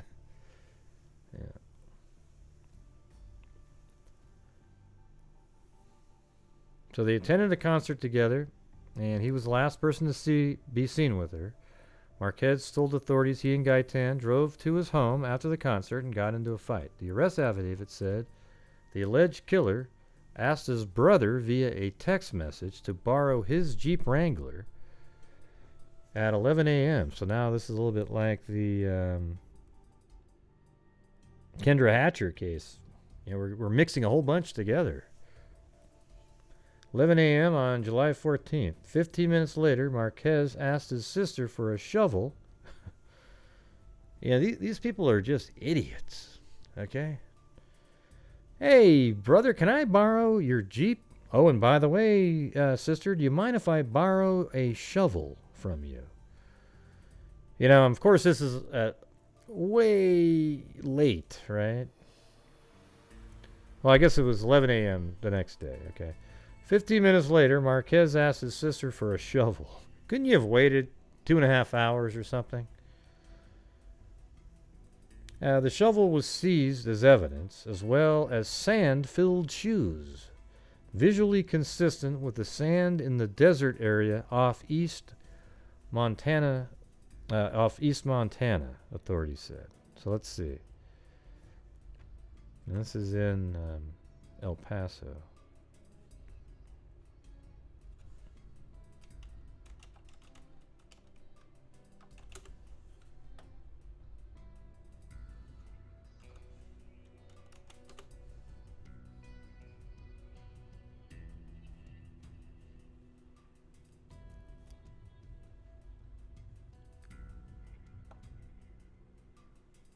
East Montana.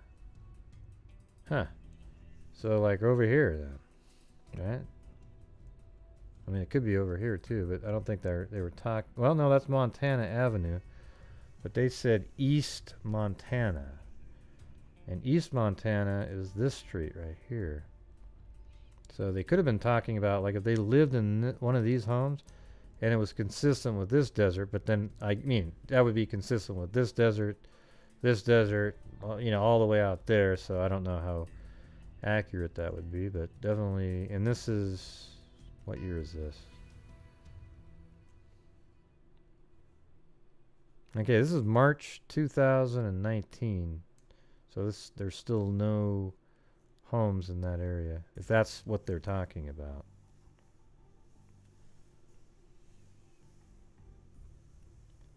The arrest affidavit said the alleged killer asked his brother via text to borrow the Jeep, and then he got a hold of his sister and asked for a shovel.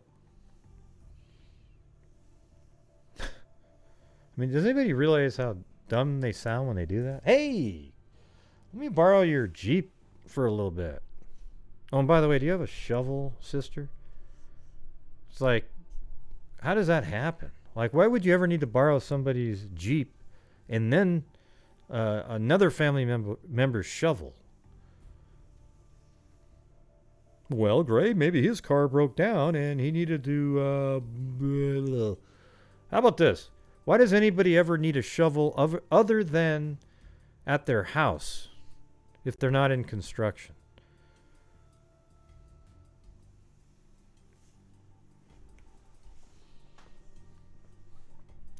Investigators said they found what appears to be blood in that Jeep that he borrowed. Yep. Man arrested, charged with murder in the case of missing Erika Gaytan. Let's play this. A man is behind bars tonight, arrested for the suspected murder of a woman who's been missing since July. Erika Gaytan was last seen at a concert at the County Coliseum. 5 months later, police make an arrest in what they say is a murder investigation. KFOX 14 News at 9's Jayla Washington is live in the studio with a breakdown of the investigation and reaction from the suspect's neighbor. You guys still talking about narcissists? Gaytan, Oh my God, come on, She was last guys. seen at a concert on July 13th. with her alleged murderer, Ricardo Marquez. Now let's get over to some video. On July 14th, Yeah, let's put all the effort in to pronounce his name absolutely perfectly. at 11 p.m., police say Marquez's phone records show he asked his brother to borrow his Jeep Wrangler. Just 15 minutes later, we're told that he asked his brother. Get over to some video. On July 14th at 11 p.m., police say Marquez. All right, I see 3628. His phone records show he asked his brother to borrow his Jeep Wrangler. Just 15 minutes later, we're told that he asked his sister. All right, hold on a second. Let's do, there goes my stomach again. Erika, Gaytan. And I'm going to go back in time for, let's see, we'll go.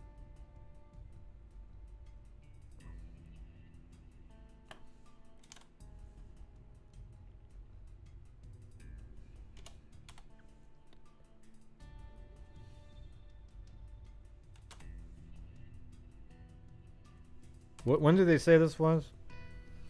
In July, right?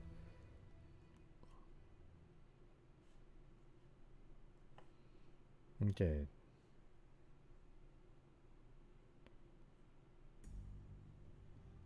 July 19th.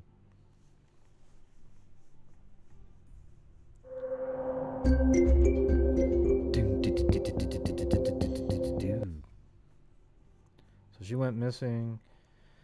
Was last seen on the evening of July 13th or early morning hours of July 14th. Police did not say where she was last seen, but her family told ABC El Paso that she had been on a date at the El Paso County Coliseum. Her family told station it was not like a photo issued. Let's see. Piercing. Address 11400 Pebble Hills. So she wasn't there, obviously. Anyone with information on Gaytan's whereabouts?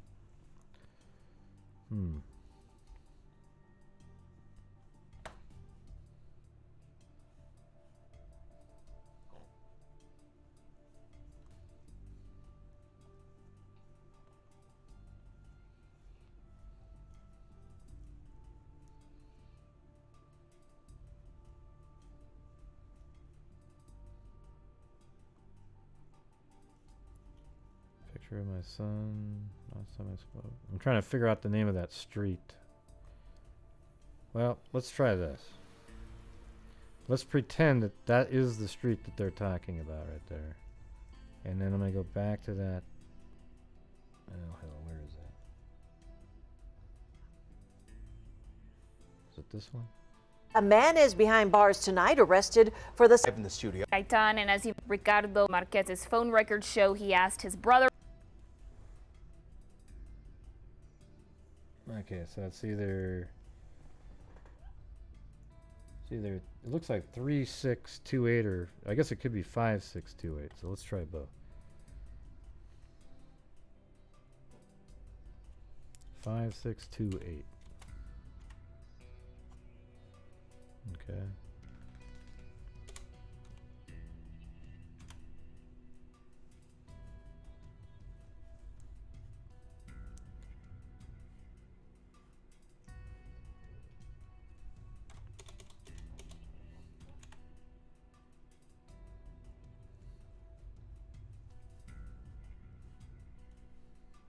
I don't think that was it. I was just trying to get lucky.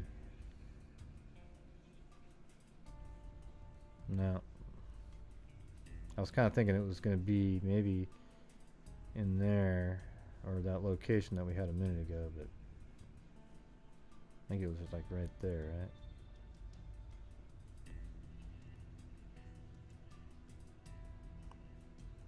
Well, that's an area, Montana East, huh? Okay. To borrow his Jeep Wrangler. Just 15 minutes later, we're told that he asked his sister for a shovel. The Jeep was caught on camera driving east on Montana over an hour later, and by 1:30 a.m. driving back on west I agree with that Montana. one, Gene. An arrest report says Marquez killed Gaytan here at his home, then took her body. Hey, here's my an aside that I normally do. I think ADD is the most ridiculous. I think there are real cases of it, but I think 90% are just bullshit. And here's what I think. So I think the problem is schools haven't caught up with kids. So when I was in school, there was no video games, there was nothing. And if ADD was probably a real thing. You know, the people that were like looking around at stuff, blah, blah, blah. That was probably a real thing. But now, kids play video games and their minds are really quick. So they're playing all this stuff and they're going ding, ding, ding, ding, ding, and their minds are moving around. They're clicking on this, clicking on that, doing this and that and the other thing. And then you get to class and you got a teacher that says, all right, everybody, let's pull out your manual. And if you could please turn to page 28. And little Susie, if you could start reading for us, that would be fantastic.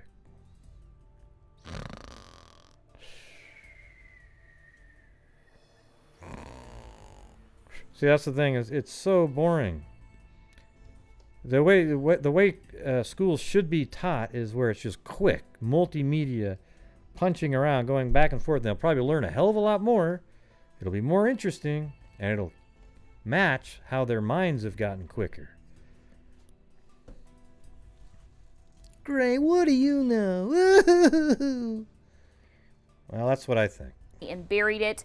Police say they found a shovel and sand-filled shoes that they believe came from the desert area off of East Montana at Marquez's house. Now, we're told police found zip ties that could be used for restraint.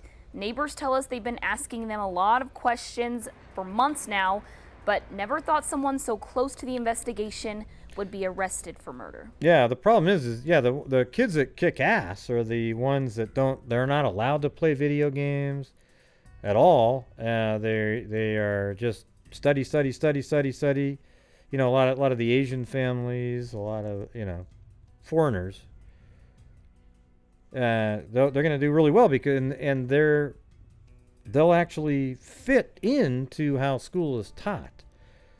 But with all the people that play video games now and how their minds are a little bit quicker, they think differently, I would just speed things up a little bit. And, you know, repeat it, but speed it up and repeat it a different way the next time. So just keep going ding, ding, ding, ding, ding, ding, all over the place. And then you'll have the nerdy, you know, bookworm types. They'll be bitching, saying, hey, that's not fair. Well, we got 10 times the amount of information in today, though.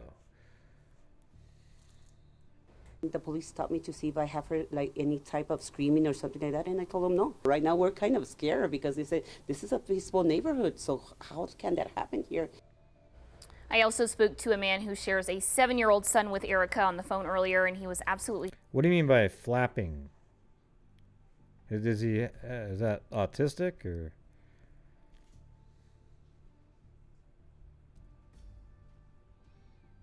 Oh, okay.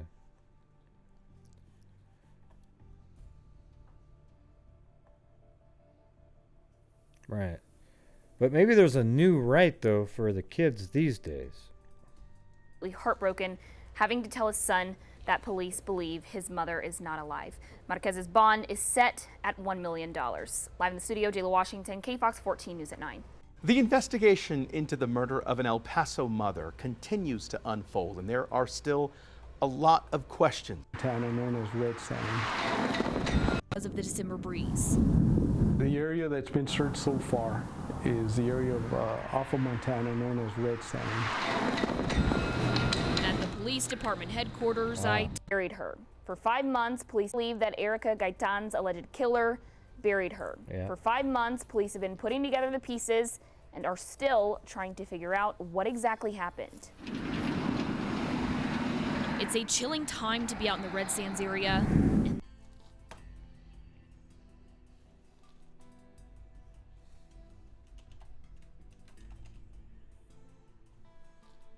Really? Wow. That actually showed right up. Red Sands, Montana, the same avenue there.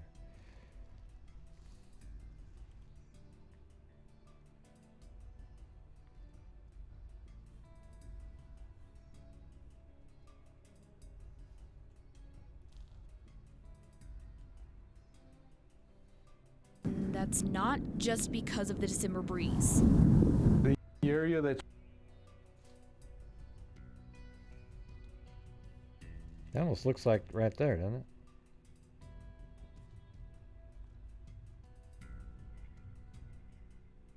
That looks more fine, though.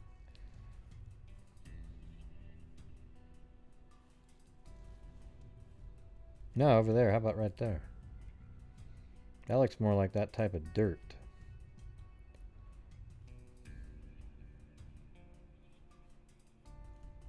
I don't know. Just, I mean, it could be anywhere.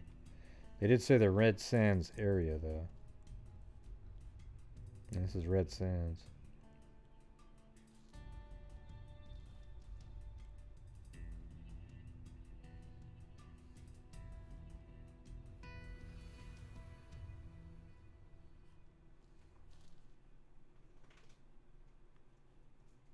it's been searched so far is the area of off of Montana known as Red Sand. At the police department headquarters, I talked to Sergeant Kiki Carrillo just one day after they announced they believe Erika Gaytan was murdered and abandoned in the desert. When we know of an area where a body may be buried, then there's a science to the search. Police know that Gaytan's accused killer, Ricardo Marquez, drove east on Montana and then back west within about an hour. There's search patterns that can be conducted, and then there's search methods in excavating and there's search methods and search patterns that can be conducted, and then there can be conducted, and then there are patterns that can be conducted, and then there's search patterns that can be conducted, and then there's search methods and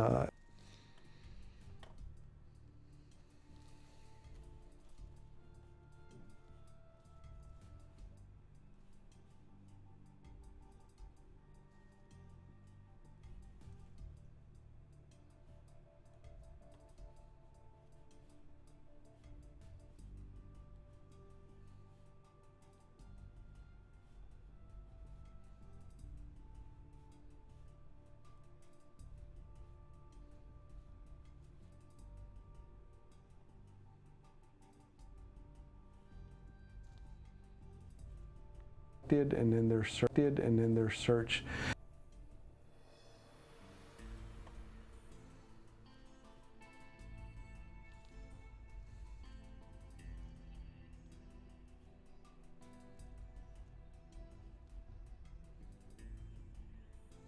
Nope, that's where they turn, right?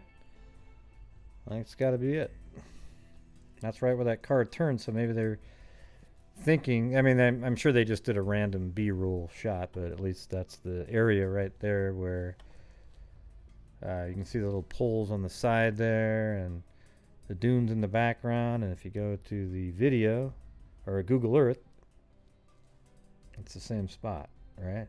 Sure looks like it anyway. It's hard to tell for sure though. That looks, the mounds look different. Let me look at that again. It's gotta be though. Look at that, it's got the same everything.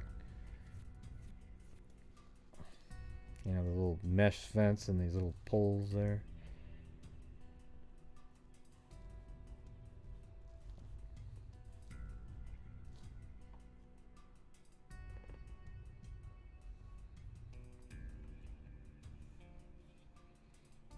But yeah, I mean, what a perfect place to turn, and then you just drive out this little dirt road here, and there wouldn't be a soul around.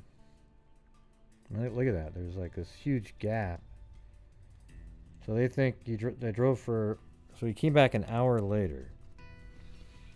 So you have to have dig time too. There has to be time to dig the hole with the shovel. So you have to kind of estimate, 15, 20 minutes minimum. I mean, she's probably buried in a shallow grave, as cliche as that is. Yeah, this is one of those, it's a nightmare out here. And look at this, looks like they're going to build a development out here. I mean, there's literally roads. Or it might have been something that they planned, but they never completed it.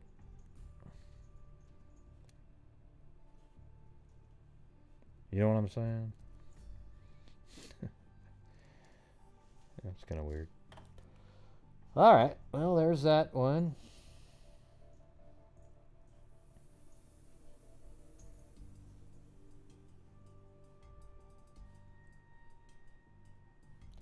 Looks like they're making some efforts to try to find Gaytan.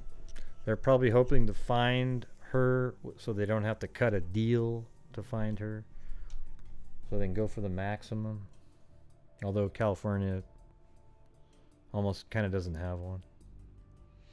By the way, I was looking up this crazy case last night. Turns out a lot of people have covered it. But it's out of Indiana. Another one. And it was the Sylvia Likens, 1965. You guys heard of that one? My God. What a freaking nightmare that was. Sylvia Likens was I think she was 14 or 15. And her parents, I think they worked for like a carnival doing something, but they traveled and they went, the parents were going to be gone for the entire summer all the way into October. So this neighbor said, "Oh, I'll take care of your kids, 2 kids." And she had a bunch of kids herself and literally ended up torturing. What do you mean the Google search? I don't know what you're talking about, Sooner. Yeah, so they ends up torturing this girl. I mean, absolutely brutal. Like with the mother, the person taking care of her made her put a Coke bottle up inside of her, if you know what I'm saying. Burnt her all over her entire body with a lit cigarette. Had a neighbor kid down the street torture her. They did everything under the sun. It was a freaking nightmare. But you know what's crazy about it? I was looking about it later. The lady actually got parole after 20 years. I mean, what a joke. What was cool about it though is after the 20 years, she died just 5 years later from cancer. So at least we have that. Well, what a freaking barbarian. And what's crazy is the building's not even there anymore. I could see just tearing that sucker down.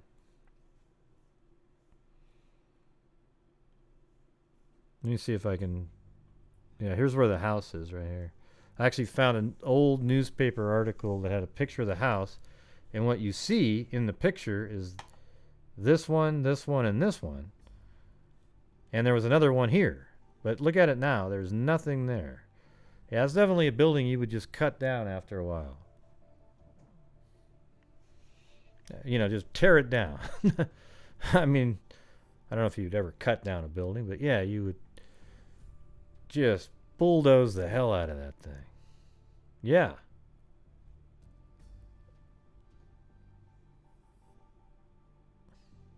Yeah.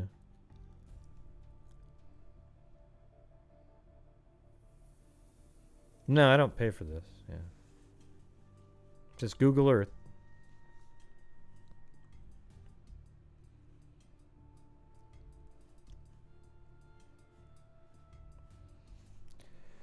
Yeah, so that was just something I was looking up at last night. I'm not sure if I'll do it. It's really involved. But so many other people have covered it. And there's even a movie that was made about it, if you can believe that. No, the parents weren't charged because they were just out of town letting the neighbor take care of their kid. And they heard about it and came back, and they were just horrified. They were out of town on working.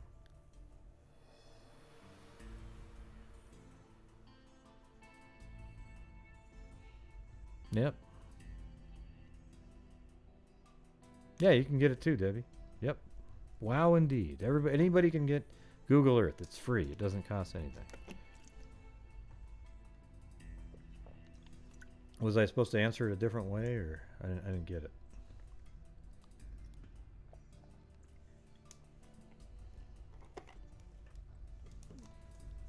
Because I don't know why they didn't take them with them. Probably because they're really on the road and they have to be doing all kinds of different things. I don't know why they didn't take them. I don't really care that much about that, though. I care about that some lady that was in charge. Oh yeah, then like they peeled skin off of her back, all kinds of stuff.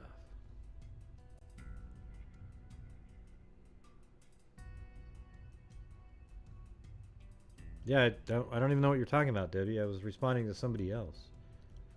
Right.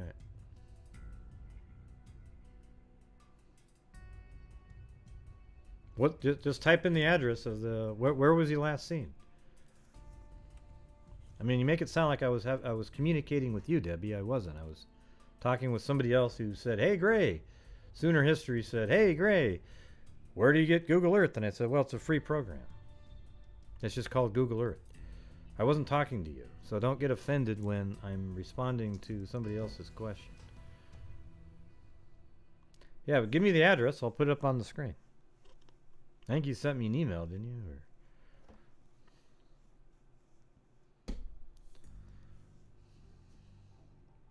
it's just weird sometimes in here. Everybody thinks everybody's talking to them. It's like, I got to do a show here, so I barely even look over there. Yeah, okay. Death Valley is huge, okay? Do you have a specific location in Death Valley? I mean, Death Valley is massive. It's like saying... I don't know. I don't even know what it's like saying. It's huge. Death Valley is a huge area. It's like, if I went like this, that's it. Gets really hot there. 120 degrees in the summer. Yeah. Yeah, but I wasn't covering that tonight, though, Debbie. So, you know what I mean?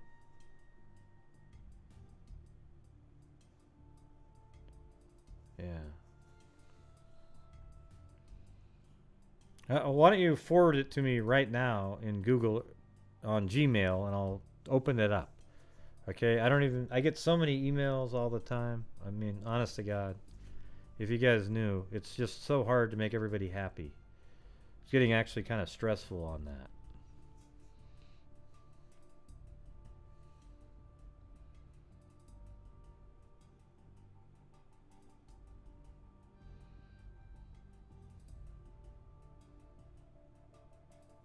Yeah.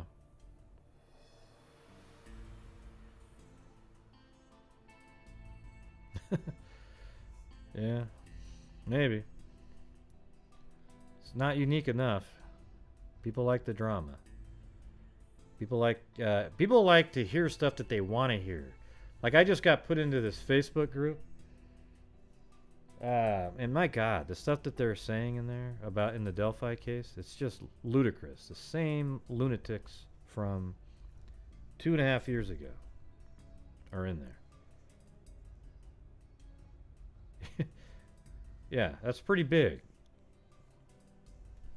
Death Valley is a massive area.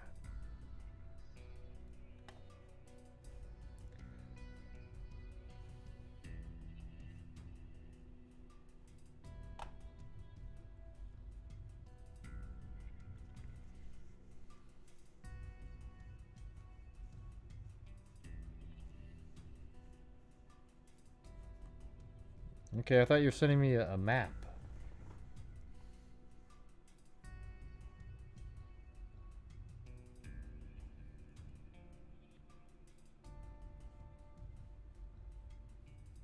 I mean, I can just read what you wrote. I mean, I don't really On November 27th, Inyo County Sheriff's Office received the notification by Death Valley National Park of a missing hiker, Roland Bruno, a 76-year-old man from Arrow Bear, California.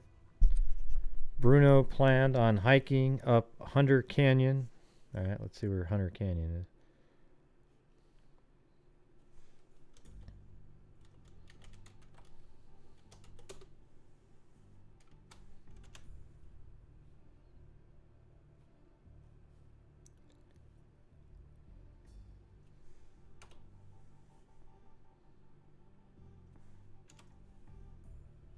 Okay, that's Hunter Canyon right there.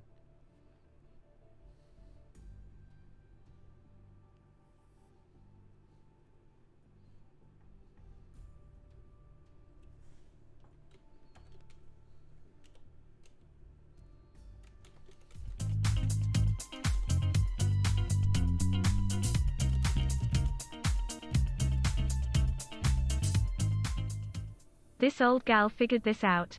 Ha, you're amazing, Gray. Thank you. Well, thank you. I'm totally lost right now. I don't even know where I am. Oh, thanks, Veronica Williams. What did you figure out? That I'm amazing? Or just how to use super chats?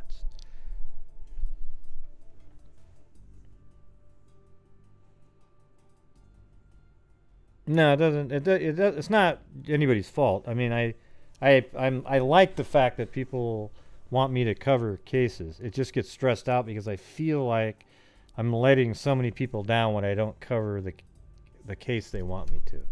You understand? That's what's stressful about it. Not doing it. It's stressful that I'm not able to cover every one of them. Yeah, you shouldn't be 76 walking around in Death Valley. Let's put it that way. All right, let me get back to this. All right. Bruno planned on hiking up Hunter Canyon out of Saline Valley.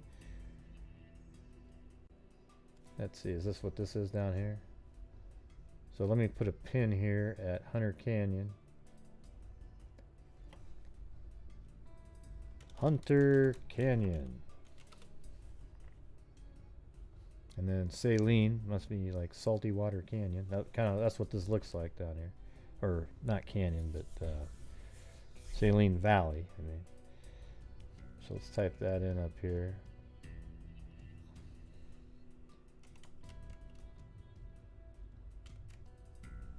Yep, there's Saline Valley right there. Yep, that's exactly what I was thinking. Maybe right there. You can actually see it right there. Saline Valley.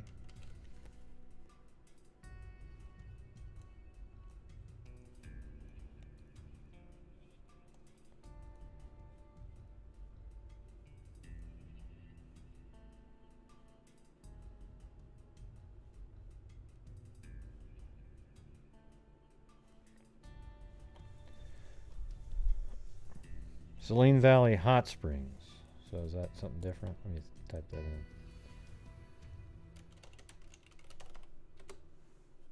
Now it's a little bit different. It's over here.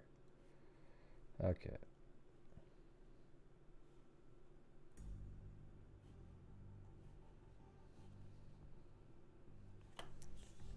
On November 27th, when Bruno did not arrive, see, it's weird, all these ones are right around the same time, November 26th. Those three cases today. Thank you, Lanky Tor. How's it going, Lanky Tor? The nicest human being on the planet. That's no joke. We really appreciate all of our freaks here. Heart suit. All right, when Bruno did not arrive, family members notified the campground host. Bruno, I think I did read all this. Bruno was hiking alone. It is unclear whether Bruno's hike occurred on Monday, November 25th, or Tuesday, November 26th.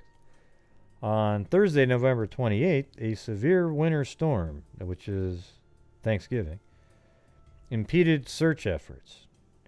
Wow, that's crazy. Must have been, I mean, Death Valley it's hotter than hell there. Literally. Well, not literally. On Thursday, November 28th, a severe winter storm impeded search efforts. Aerial reconnaissance was requested for Friday, November 29th. CHP, with California Highway Patrol, Inland Division, Air Operations, initially responded. However, a fog layer made flying impossible in the morning. China Lake Naval Air Station was requested to provide aerial support once the fog layer lifted. Saturday, November 30th, 11 Inyo SAR members, search and rescue members, conducted extensive search assignments in the area. Aerial searching was provided by CHP Inland. The team was almost unable to drive out of the search area Sunday, December 1st. Winter weather disallowed flying or driving. Hold on a second. Oh, yeah. Well, the thing is, it's really high up here. The elevation, right? Well, in some of these areas here, it's like right there, it's 5,000 feet. And then right there, it's only 1,200 feet. And that's 1,060. So in this area, it shouldn't have been that bad of winter. But I guess if you're looking around up in there, maybe. On Monday, December 2nd, as weather cleared, 2 Inyo search and rescue members were hoisted from CHP H80 into more remote areas high in the search zone to check structures and mining ruins. Additional aerial searching was provided by CHP. Tuesday, December 3rd, 6 Inyo search and rescue members were inserted into the search area by Kern County Air Operations. Search and rescue members from China Lake Mountain Rescue drove into the search zone and combed lower segments of the area. Today, winter weather has hampered search efforts. Overhead planning teams are working. Yeah. But just sounds like, did they ever find his vehicle up there? Debbie? Yeah, well, this is probably flat down here, this whole area. I wonder if there's a, there's got to be a street view or something down here. Hold on. No. I mean, how did he get into this area? Did they come in, hike in there or something? Or?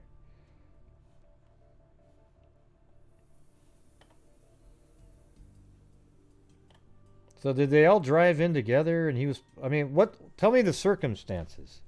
That's missing from the email. Like, I don't know, what was he doing there? And why was he supposed to meet somebody? Why wasn't he with somebody? Can you explain all that? Okay, so he was at the campground before the family. There wasn't any snow at the time. Okay, I think I remember reading that somewhere. That's right. So he was at the campground first. Did you also send me an article on that or something? I remember reading that.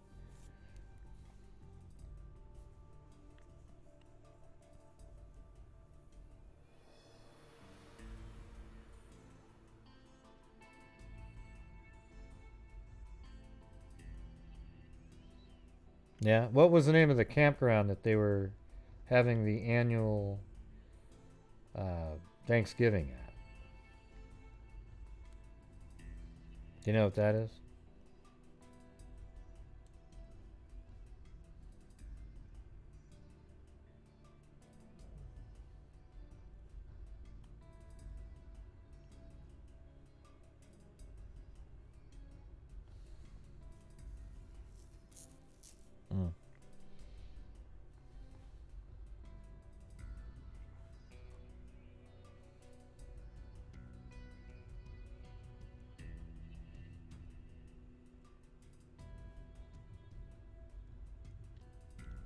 Yeah, prior to meeting family members at Saline Valley Hot Springs on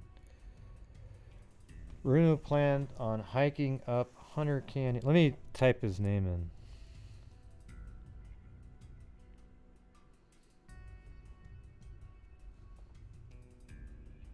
Okay, Roland Bruno.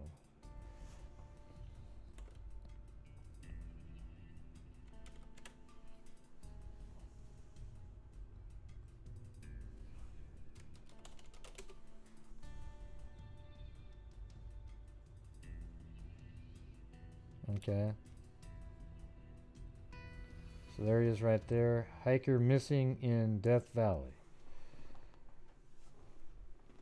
Hunter Canyon, December 4th, 2019. On November 27th, Inyo County Sheriff's Office received notification by Death Valley National Park. Is this the same thing that you sent me right here? Yeah, it looks like exactly what you sent me. Let's see. Is there anything newer than that? I mean, that's only a few hours ago, but...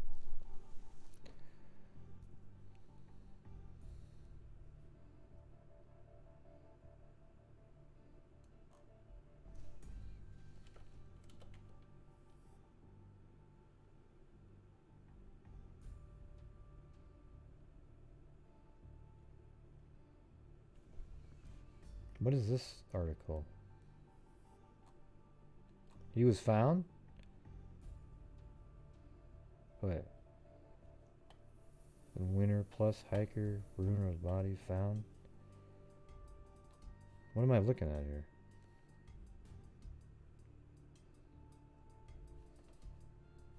I can't tell if this is saying he was found, but it doesn't sound like he was.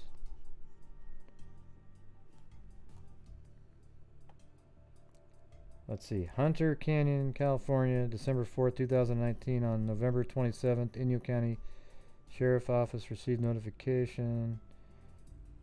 Why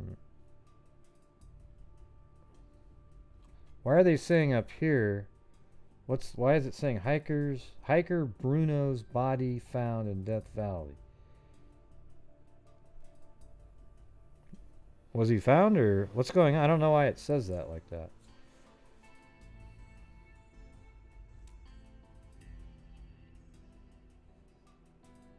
No, it does say that. Roland Bruno found dead in Death Valley right there. Wow, sorry, Debbie. That's what it's saying right there, though. Polls of... let's see, winner, got a English translation. I don't know. I wouldn't trust whatever this is right here, but it does say something. Hold on. It's almost like a foreign paper that was translated. So maybe they're just saying they're looking for him. Why don't you call your family really quick and see? Yeah, call. Yeah, exactly. That's crazy. It does say right here, though, like that. This is yesterday. And what's weird is the other, see that this is kind of not making sense to me, because this article here is 13 hours ago and this one is a day ago. So they might have been just saying that they're looking for... Wait, what the... I'm so confused right now.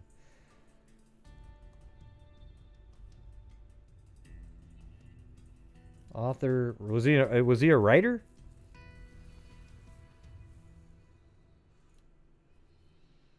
Because this article here is only 13 hours ago and it doesn't say anything about finding him.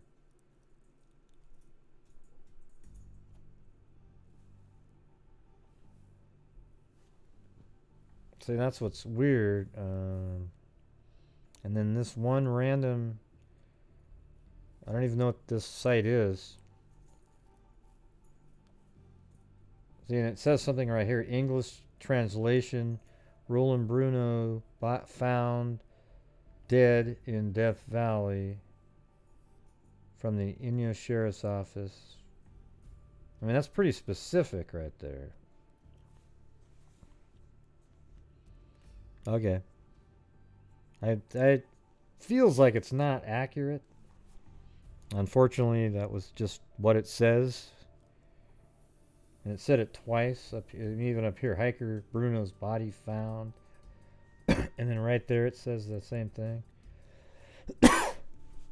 But it says Wednesday, December 4th. That other article was 13 hours ago. That's today, the 5th. It's not really a new mug anymore. The Oogla Boogla one. It's cool looking though. It's got the little Brady Bunch look. Well, now I'm just sort of on hold now. I want to hear what Debbie has to say.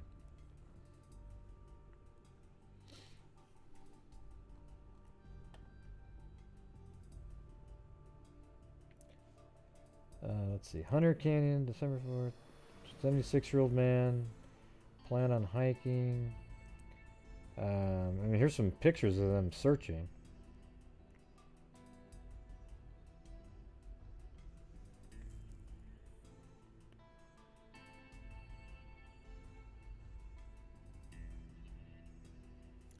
Yeah, that doesn't look that smart to me.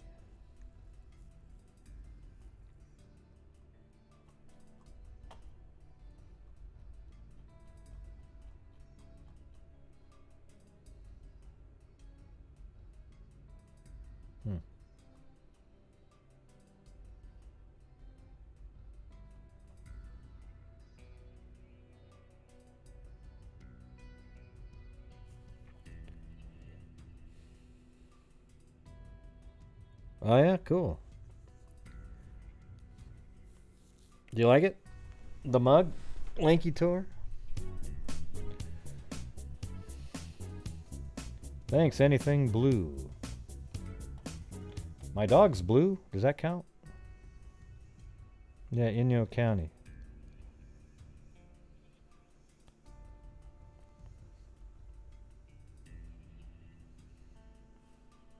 Yeah, something just seems off on this article to me.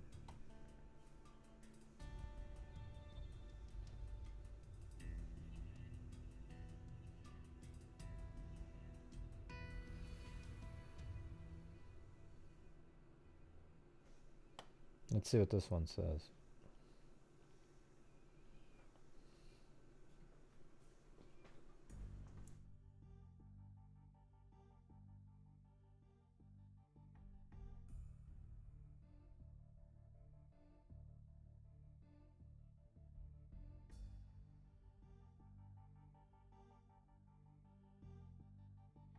I gotta let Blue and Chloe outside. Come on, Blue. Come on, buddy. Come on, buddy. Come on, come on, come on. Yeah, go, Blue. Yeah, basically, Blue has to run outside or she doesn't know how to do it. She just follows him down the stairs. She jumped from the highest stair today.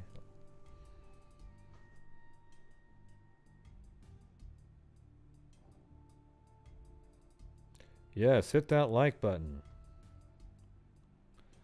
Okay, well, I'm going to switch on to something else, and if she comes back.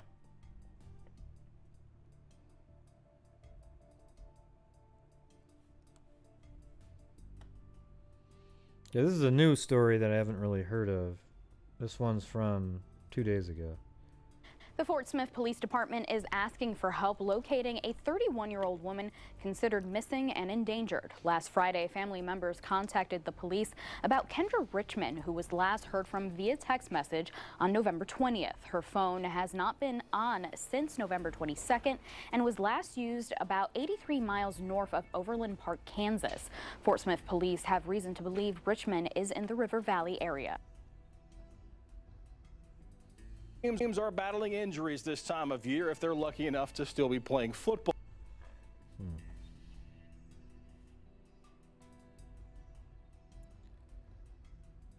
Her phone has not been on since November 22nd and was last used about 83 miles north of Overland Park, Kansas. Police say they would like to find Richmond to verify her safety and reunite her with her family.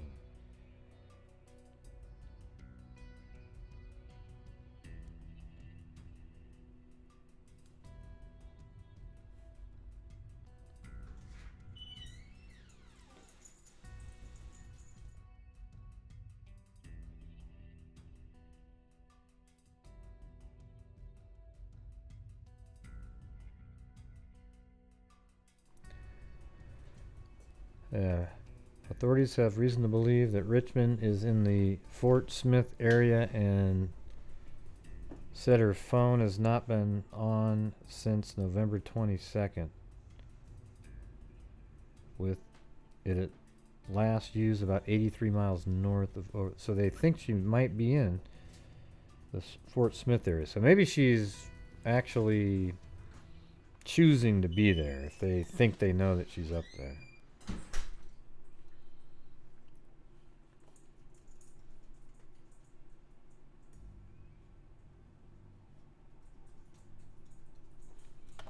All right, and then we have another update in the case of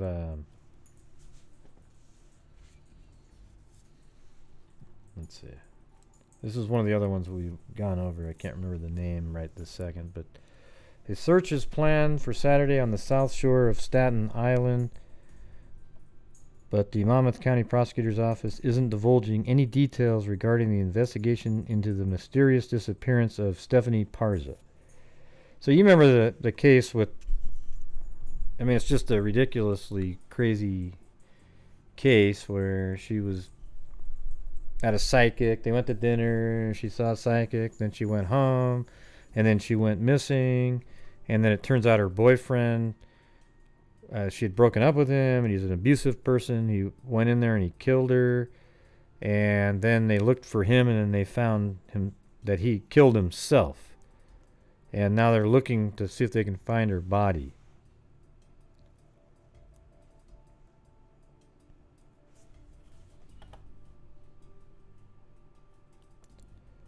It's being done to locate Pars 25, who was last seen leaving her parents' home in Freehold on October 30th. Yeah, but there's more to it than that.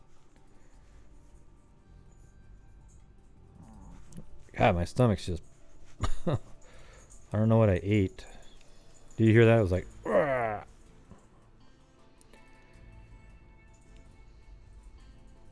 Awesome.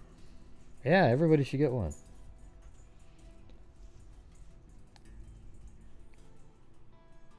So they're making another a big push to try to find her body. And I think they're probably going to be using cell phone information to find an area. And depending on how long he was in certain areas, is how deep the body would be, that kind of thing.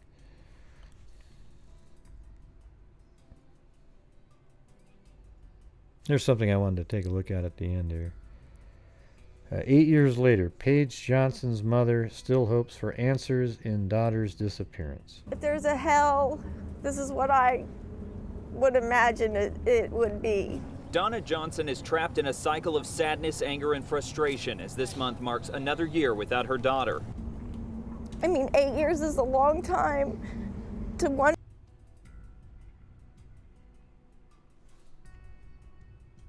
where your child is at. 17-year-old Paige Johnson was a mother herself. She was reported missing in Covington on September 23rd of 2010 after her mother says she went out with friends and never came home. Donna still wears pins with Paige's picture. Every day it's like, will somebody come forth today? Yeah, let's see.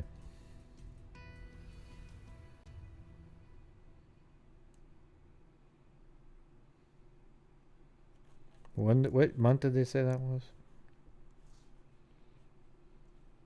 Mother herself. She was reported missing in Covington on September 23rd of 2010 after her mother says she went out with friends and never came home. Donna still wears pins with Paige's picture. Every day it's like, will somebody come forth today? Will somebody tell? Nobody ever does. The last person to see her alive was ruled out as a suspect, and search efforts haven't moved this investigation any closer to an end. But if we could at least just know where she is and bring her home, however, I mean, that would be a lot to me and my family. The family planted a tree in Paige's memory at Devou Park. Each year, they hold an event there to keep her story alive, hoping for answers. Donna says Paige's father and grandmother died without closure. That's why she won't stop fighting to find her. I might never get closure. I might go the rest of my life without knowing where my child is. And Donna says Covington police continue to work this case. She says just recently they searched some wells nearby, but that didn't get them any answers, as many tips haven't so far. We're live in Covington. Dan Griffin, WLWT News 5.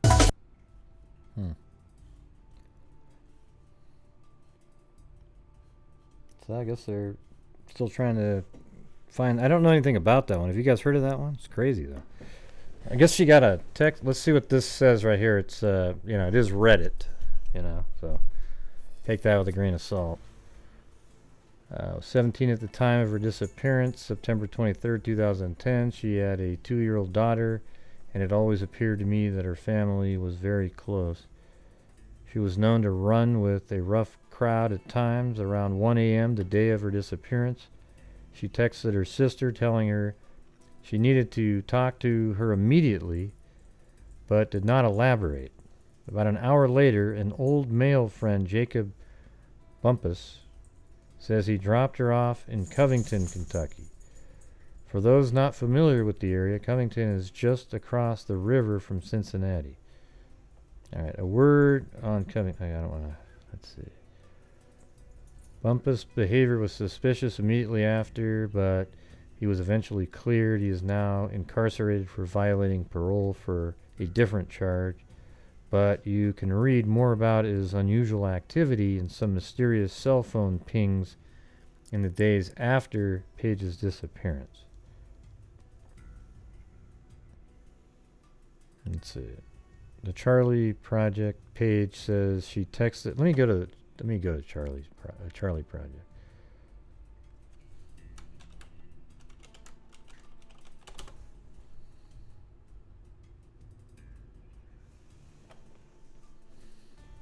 Okay. Let's just go over this document. It's a little bit more official than Reddit, you know, where people inject their, well, it's just my opinion, but I think aliens came down and Paige was last seen near 15th Street and Scott in Covington. Oh, hell, maybe we can just map this sucker out.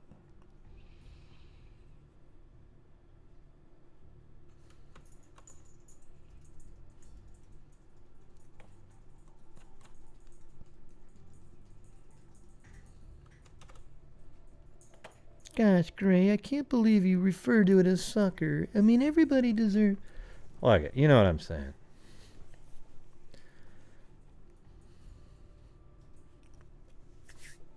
So she went missing on 9/23/2010.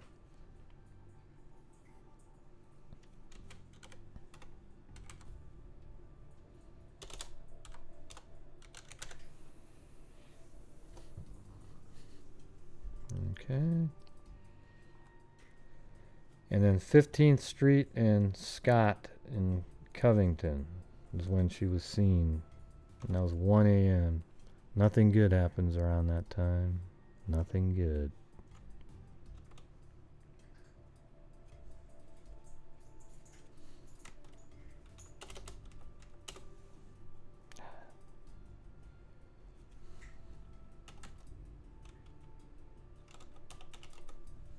Is this Virginia? Or is that, let's see, where are we looking at here? Oh, Covington, Kentucky, yeah. That's what I thought, but it didn't pop up.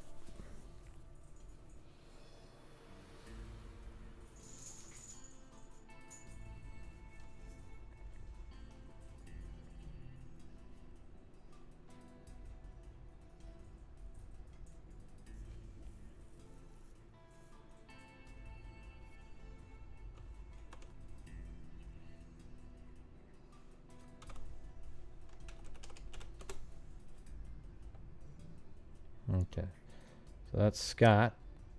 Is that? Let me just make sure something might be whacked out.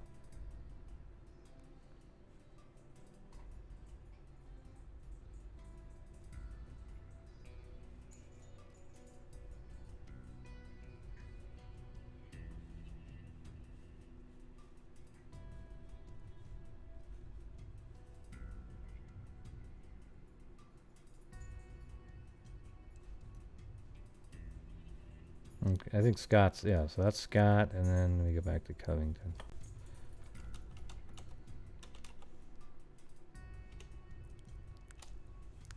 Not Covington, 15th.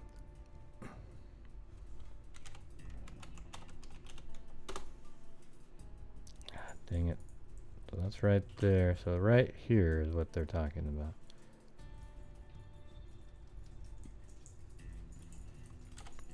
'15th and Scott.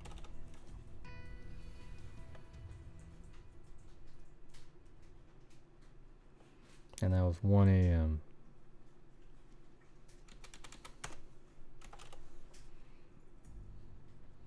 Sorry if it bores some of you that are just watching randomly, but this is what I do. So we kind of investigate live on the show. Some of the cases I have mapped out already, but sometimes we just go over it. Okay. An adult male friend, Jacob Thomas Bumpus, says he dropped her off there. She was supposed to be going to her sister's home, but never arrived there. Page never been heard from again. They need to put had. Has never been heard from again. It's uncharacteristic of her to leave without warning. She always checked in with her mother every day. Her mother reported her missing at 7:30 p.m. that same day. A photo of Bumpus is posted with this case summary. He hasn't been cooperative in the investigation and has hired an attorney. Investigators have named him as a suspect, but they did say he acted suspiciously in the days following Page's disappearance. He changed his cellular phone and also cleared out his car, which is uncharacteristic of him. Police believe his account of Page's disappearance is untrue. At the time, he was supposed to be dropping her off. Well, how come they've said that he's cleared then? I don't get it. I mean, if you lie at all, that means there's something bad going on here. Police believe his account of Page's disappearance is untrue. At the time he is supposed to be dropping her off in Covington, his cellular phone pings indicated he was in Florence, Kentucky.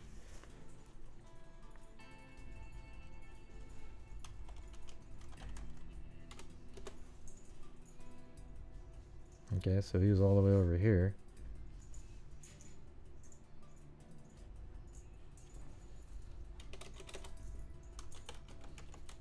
And why would you just drop somebody off at an intersection at 1 a.m.?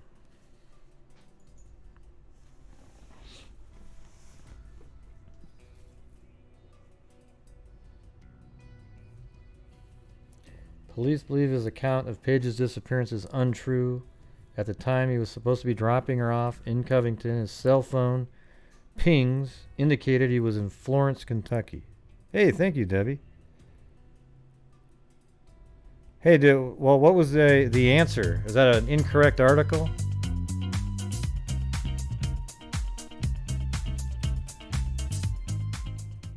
Thank you, Gray. I appreciate all your hard work. Love you, Blue Heart. Yeah, sorry, I wasn't trying to be, I didn't read your original comment, so I wasn't like dissing. Yeah, so, what did you hear when you called your, what was it, your cousin or?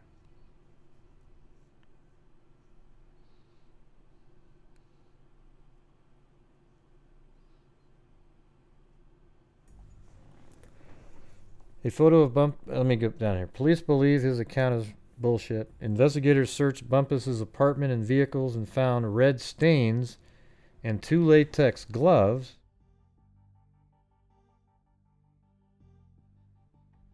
In his kitchen sink. The stains were not blood, however. Feels like I've heard of this case. Bumpus has a prior conviction for felony theft. He served 2 years and 9 months of an 8-year sentence and was on parole at the time of Page's disappearance. In October 2010, he was jailed for violating his parole. He had weapons and alcohol in his home, and he admitted to using drugs. This is a pretty big write-up for Charlie Project, don't you think? They didn't answer yet, but at the bottom of the article were 2 notes saying it's not true. Oh, was there really? Okay. Yeah. Okay, good. Yeah, it also was it was translated, and I didn't feel like it was going to be accurate. So good. All right.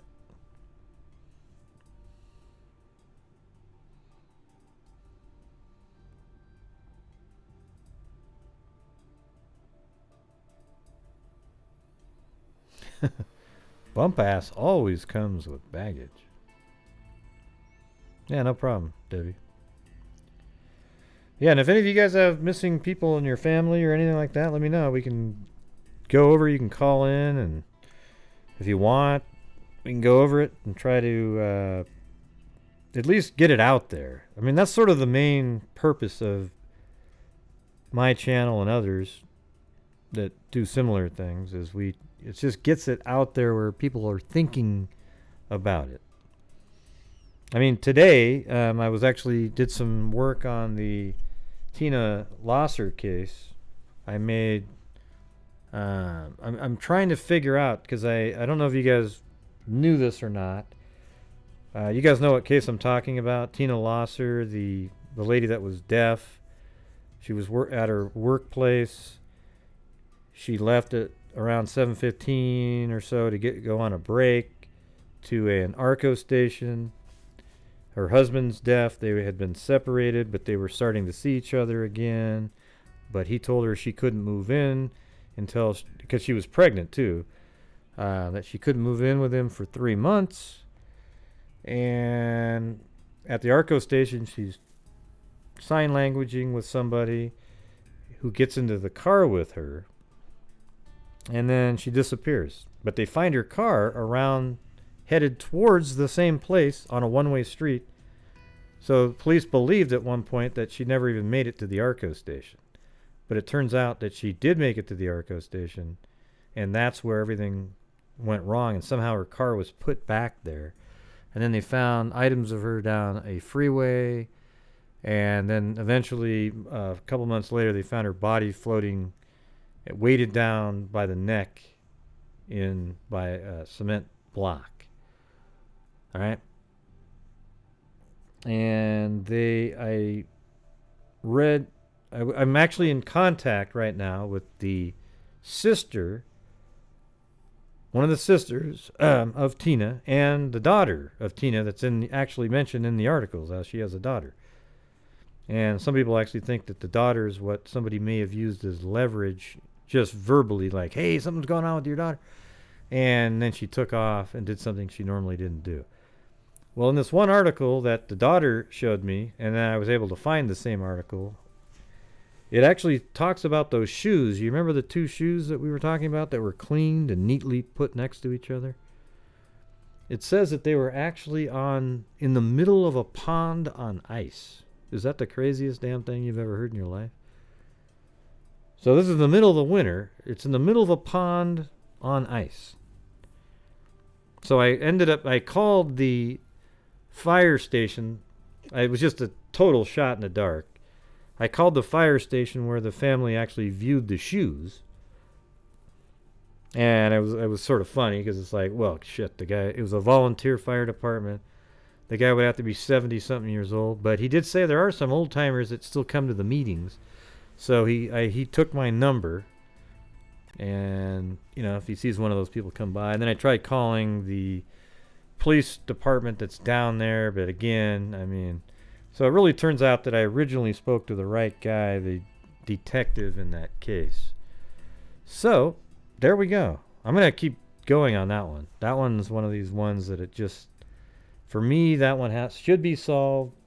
It's going to be tough, though, because the whole family thinks the same thing that we do on who the killer probably is. Okay? So, they all have the same suspicion.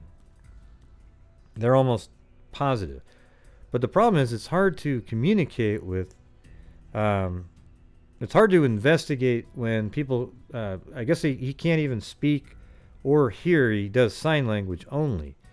And I think you lose a lot in nuance and things like that when you're trying to investigate a case.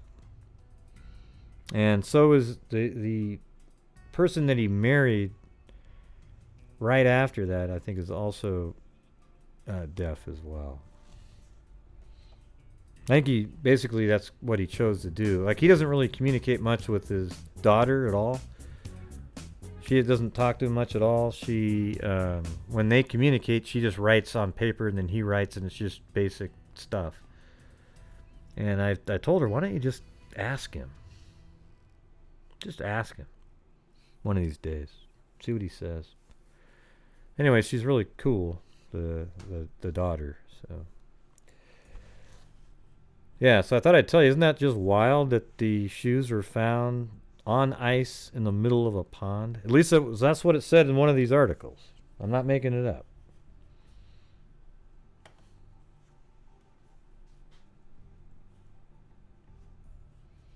I'll actually show it to you right now.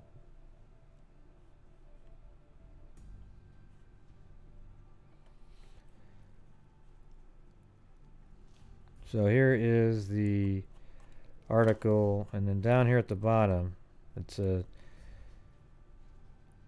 Okay, I think they're talking about the person at the store. The woman was also seen leaving the store with Miss Losser. Okay, let me read this. Let's read this whole thing, because it seems like it's a little different than some of the stuff we had been reading.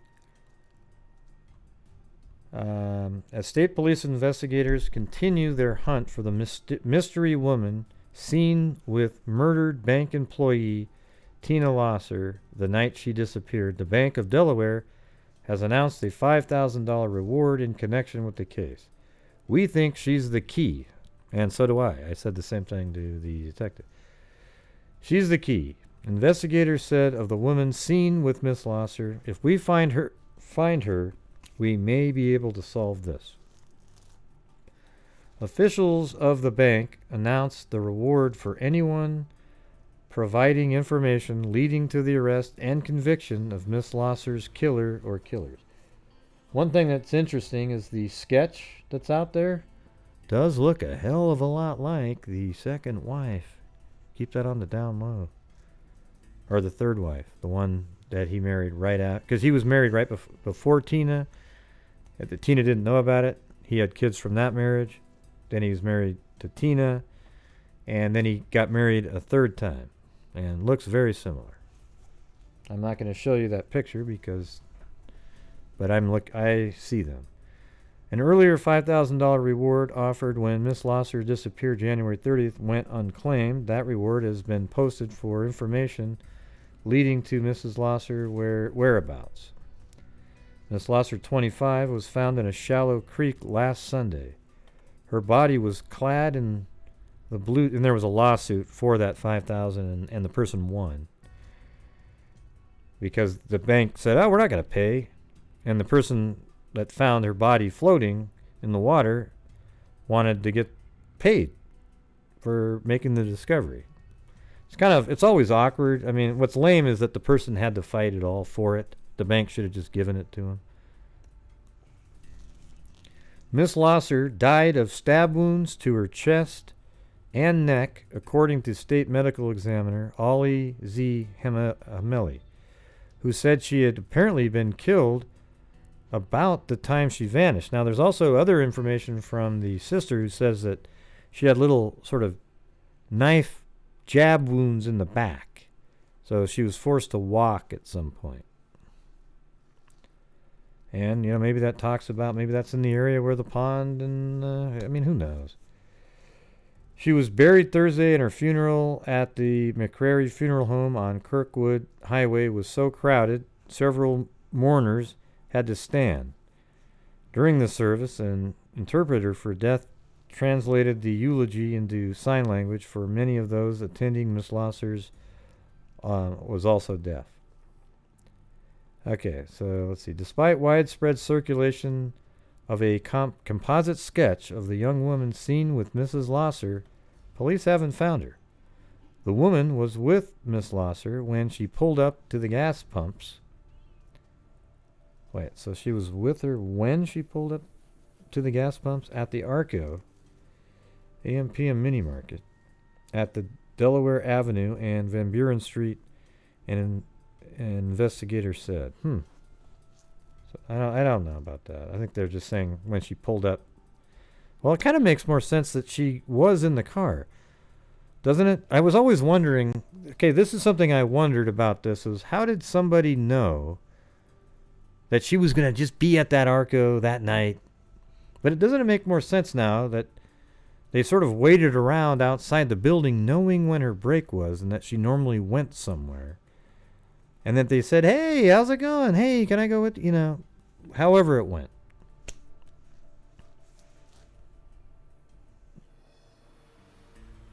No, they're not still together. The woman was also seen leaving the store with Miss Losser, who was taking a break as a proof operator for the bank. Now, here's the thing. Whoever left with her is involved with killing her. So that lady is involved.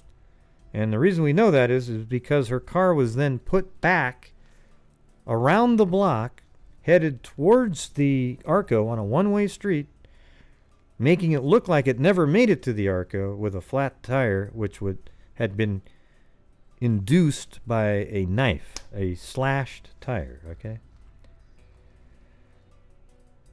Now let's get down to the part I was going to talk about. That search concentrated in the Port Penn area, turned up her wallet and other personal items, including her shoes. The placement of the shoes is another piece that doesn't fit in the mystery. Searchers found them sitting in the middle of the ice on a frozen pond. Mrs. Losser's body was found in Silver Run under a narrow wooden bridge off Delaware 9. Is that crazy or what, everybody? Absolutely crazy. All right, I'm now moving back to the... hopefully you guys can follow like me. A little ADD moment there.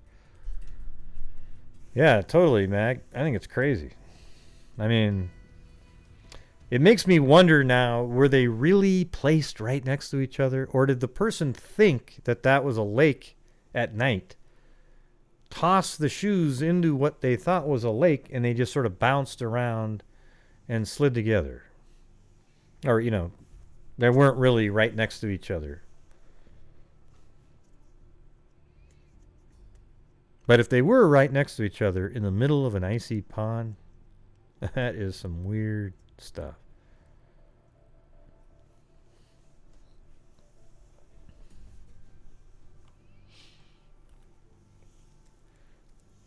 Yeah, so back to the page, Melissa Johnson. All right, so let's see, what were we at here? Yeah, it was 1 a.m. She was dropped off by the boyfriend at that intersection.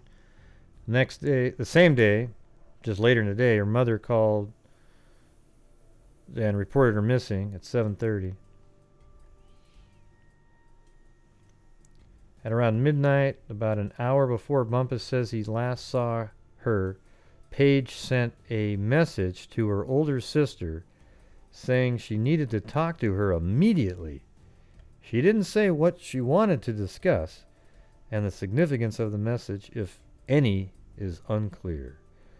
Paige was unemployed and not attending school at the time of her disappearance, but she was looking for a job and hoping to enroll in Gateway Community and Technical College. She and her boyfriend were planning to move into an apartment together. Paige left behind a 2-year-old daughter. She didn't have a cellular phone or any credit cards at the time of her disappearance, and she hasn't accessed her Facebook or MySpace pages since she vanished. Her loved ones stated she had a cheerful disposition and became very responsible and mature after the birth of her child and had no reason to run away. And that case remains unsolved. Wow. See, those kind of are just so weird. Like somebody just disappeared in the middle, just out of nowhere. I mean, it sounds like the boyfriend does have something, is involved somehow. for sure. Yeah, I mean, the shoes were cleaned off. And here's the thing. I'm moving back right now to the Tina Losser case. See, I've always thought that the shoes were handled by a female. Because I don't think a guy, you kill somebody, you're not going to spend time cleaning the mud. It wasn't cleaned of blood or anything. It sounds like they were just cleaned of mud and placed next to each other. Maybe a serial killer type would do that. But I think a woman might do something like that if you're sort of feeling a little bad about the death of somebody you might have just been around helping with, right?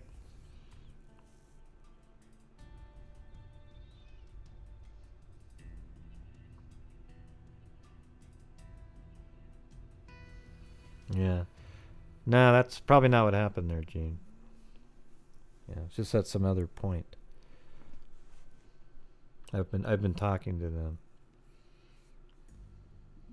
I know you like to keep bringing it up because you miraculously said, "Oh my God, she was walked with it."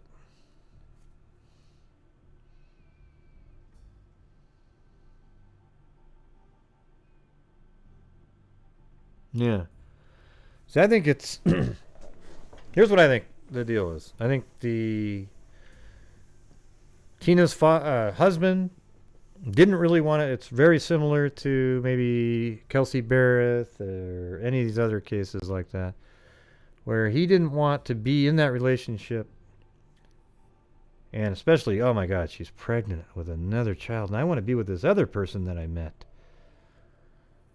So he comes up with some goofy story about, oh, you can move in after 3 months. But really what 3 months was a deadline for murder. Okay? He was going to kill her before that time. But he uses that to explain why she wasn't moved in yet.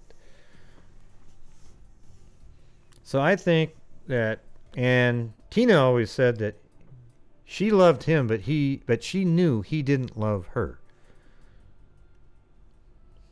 And I think that however they did it, they planned a ruse where somebody got in a car with her and, she was at the gas pumps, right? I mean, was she really out of gas or was she putting gas in because now she has to go somewhere else really quick? And they're like, oh yeah, and she's putting gas in there because now it's a longer drive to go somewhere more than maybe she had. Who knows? But anyways, she's convinced to drive somewhere and then perhaps abducted and killed at a different location. Then her body is put into another vehicle. Her vehicle is then driven and parked back on that one-way street. Then that other vehicle drives all the way down south, throwing out items, but at some point they actually stop in a town just 3 miles south of north of where she was found. And find her shoes are in the middle of a pond on ice. Like, how's that happen? So I really want to know the exact location of where those shoes are.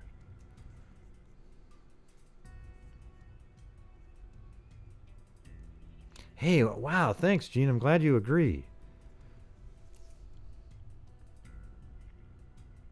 No, they didn't make a similar comment, Gene.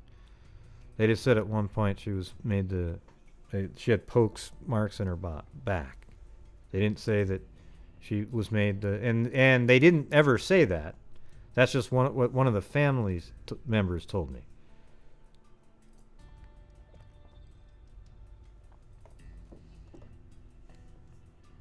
I don't know.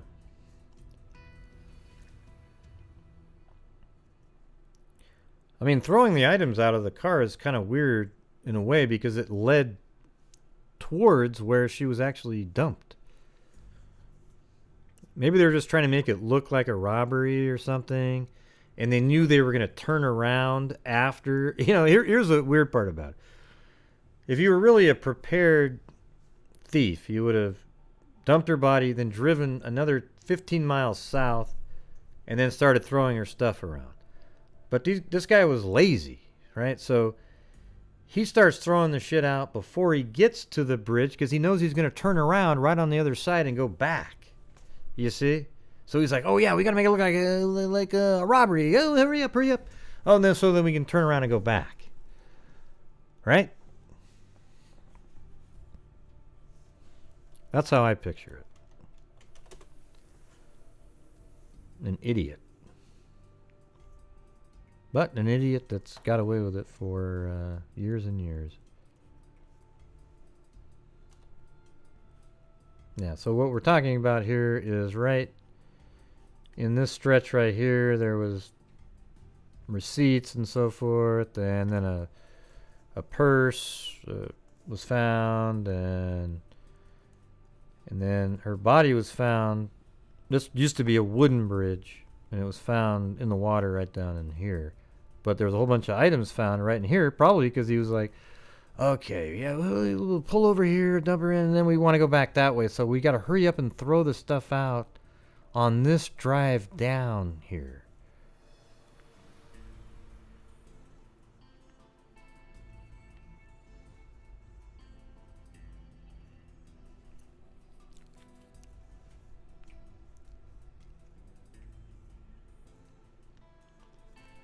But who knows, Gene? Maybe you'll be right. Maybe the story will come out and that she was made to walk holding the cement block in her hand, being poked in the back.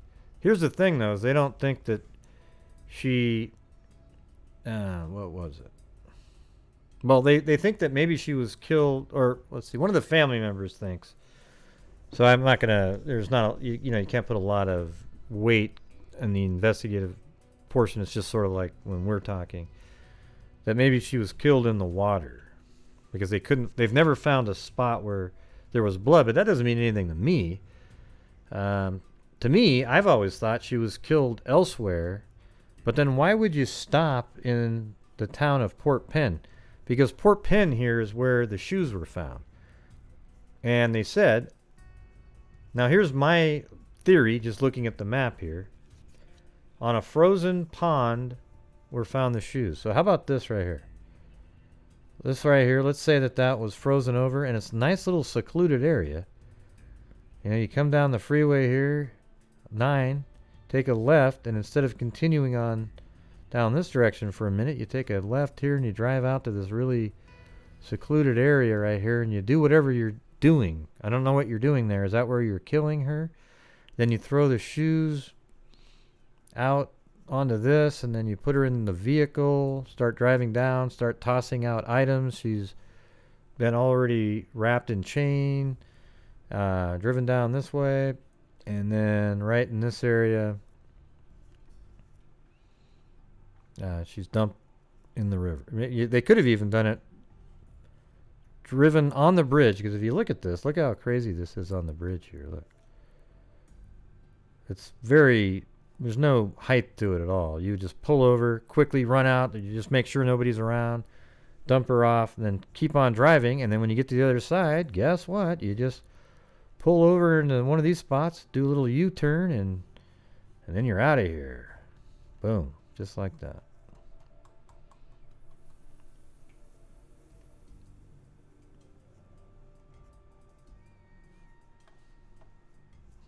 Sure you do, Gene. Everybody likes to be right.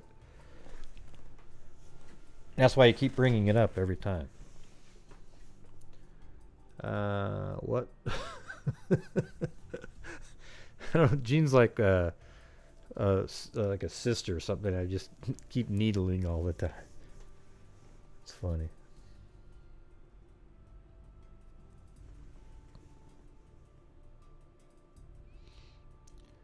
Yeah, what is that?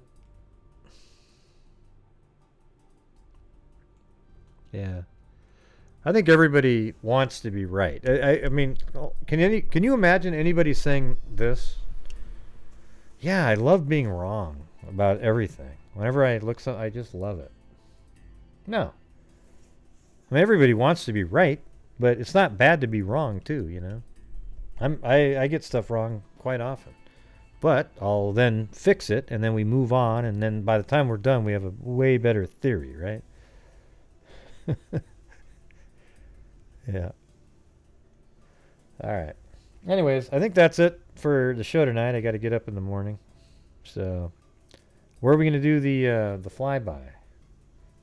Should we do the flyby and I mean, I don't know if that's weird or whatever, but in the Death Valley that we were talking about earlier. Looks like it's got some decent mountains over there.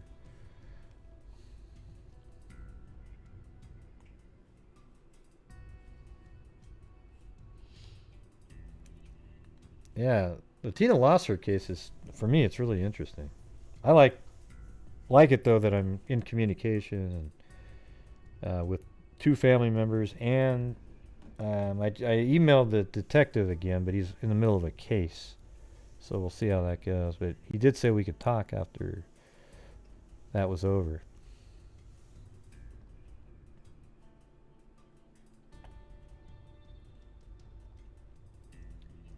Yeah, we'll just fly around in here.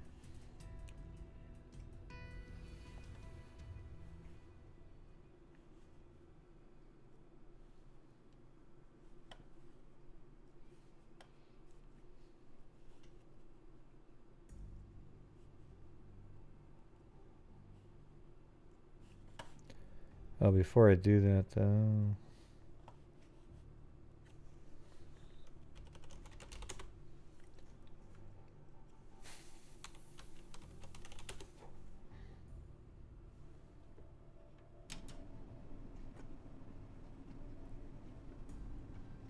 Maybe I should sound like that.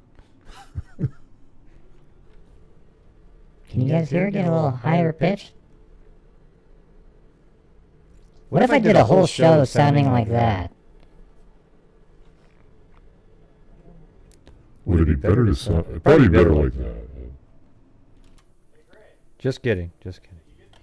Oh, there's my email yelling at me. You hear that?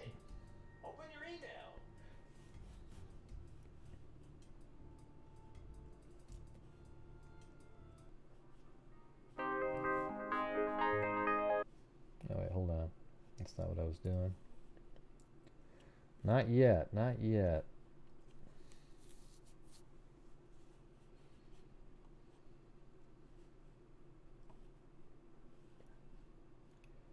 All right. Let me go to the live. I have to get back onto the control panel that I lost. So thank you to Claudia Neubauer. Dadio. That's a long name too. You're almost catching up with. So it's Dadio Caspian Horses Rock. It's not quite as long as Claudia Claudia Neubauer's. No. It's the AKA Beaver Gaming. Okay. Sometimes it's hard for me to even remember the whole damn thing. But Claudia Neubauer, Dadio. Yeah, it's Crystal, a.k.a. Beaver Gaming Sub Crystal. All right, that's the other one.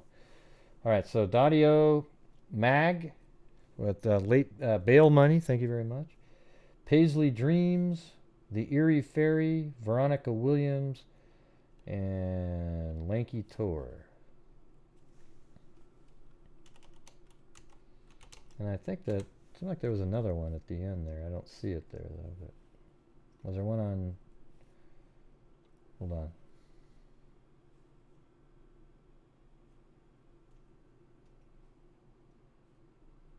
Yeah, it's like I think Debbie Argus sent one in too, but I don't see it. And was it a Streamlabs?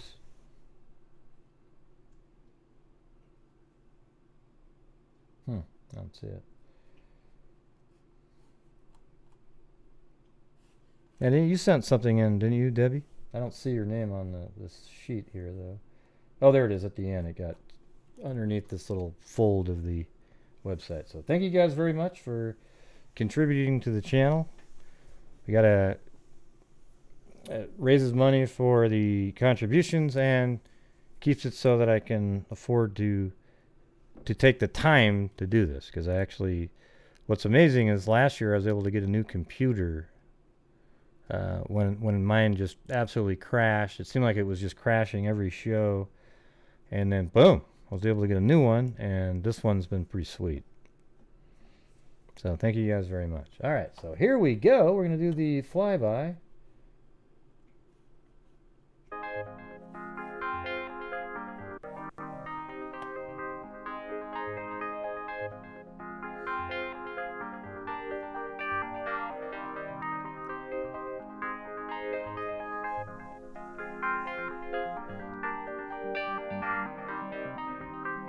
Hey, thank you.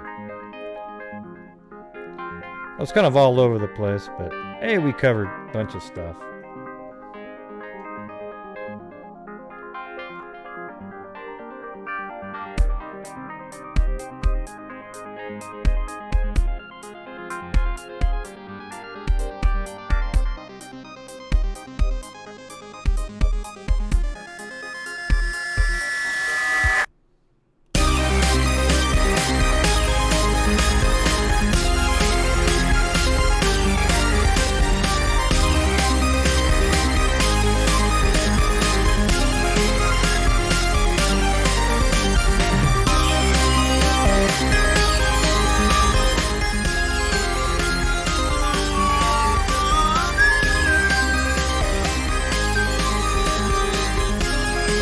Yes, hit that like button.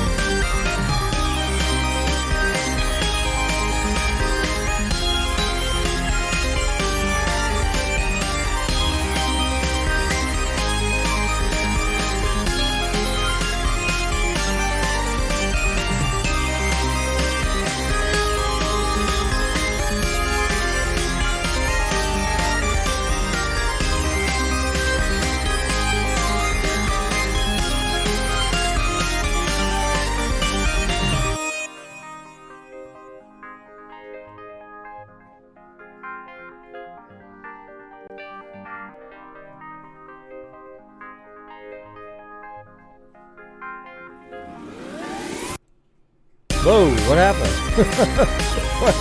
Where'd I go? Wow, that was weird.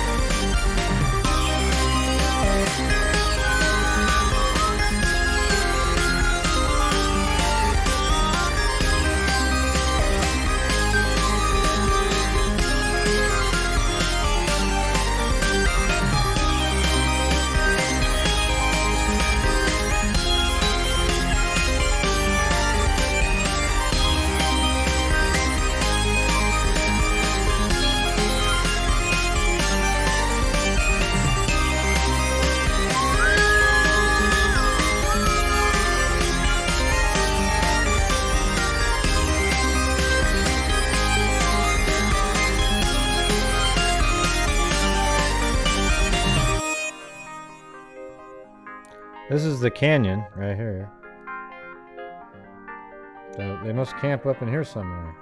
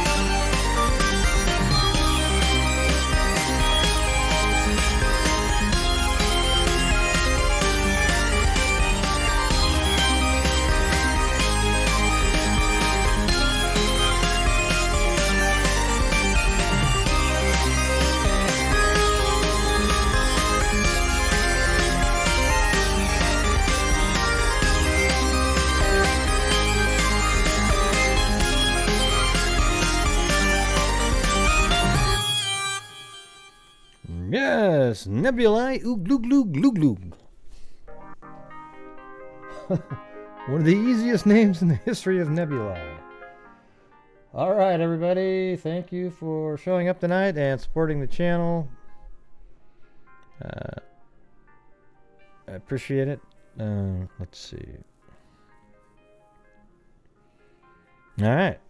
Well, hey, I hope there's some good news, Debbie, with your uncle there. You know, at least that wasn't a true story. I mean, it looked kind of bogus the way it was written, so hopefully he's out there somewhere walking around. All right, so there you go, everybody. That's it for the show tonight. I don't think well, it looks like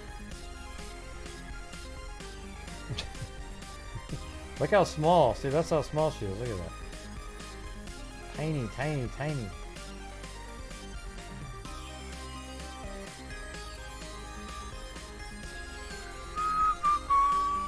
So, all right, everybody. We will see you guys tomorrow. So until next time.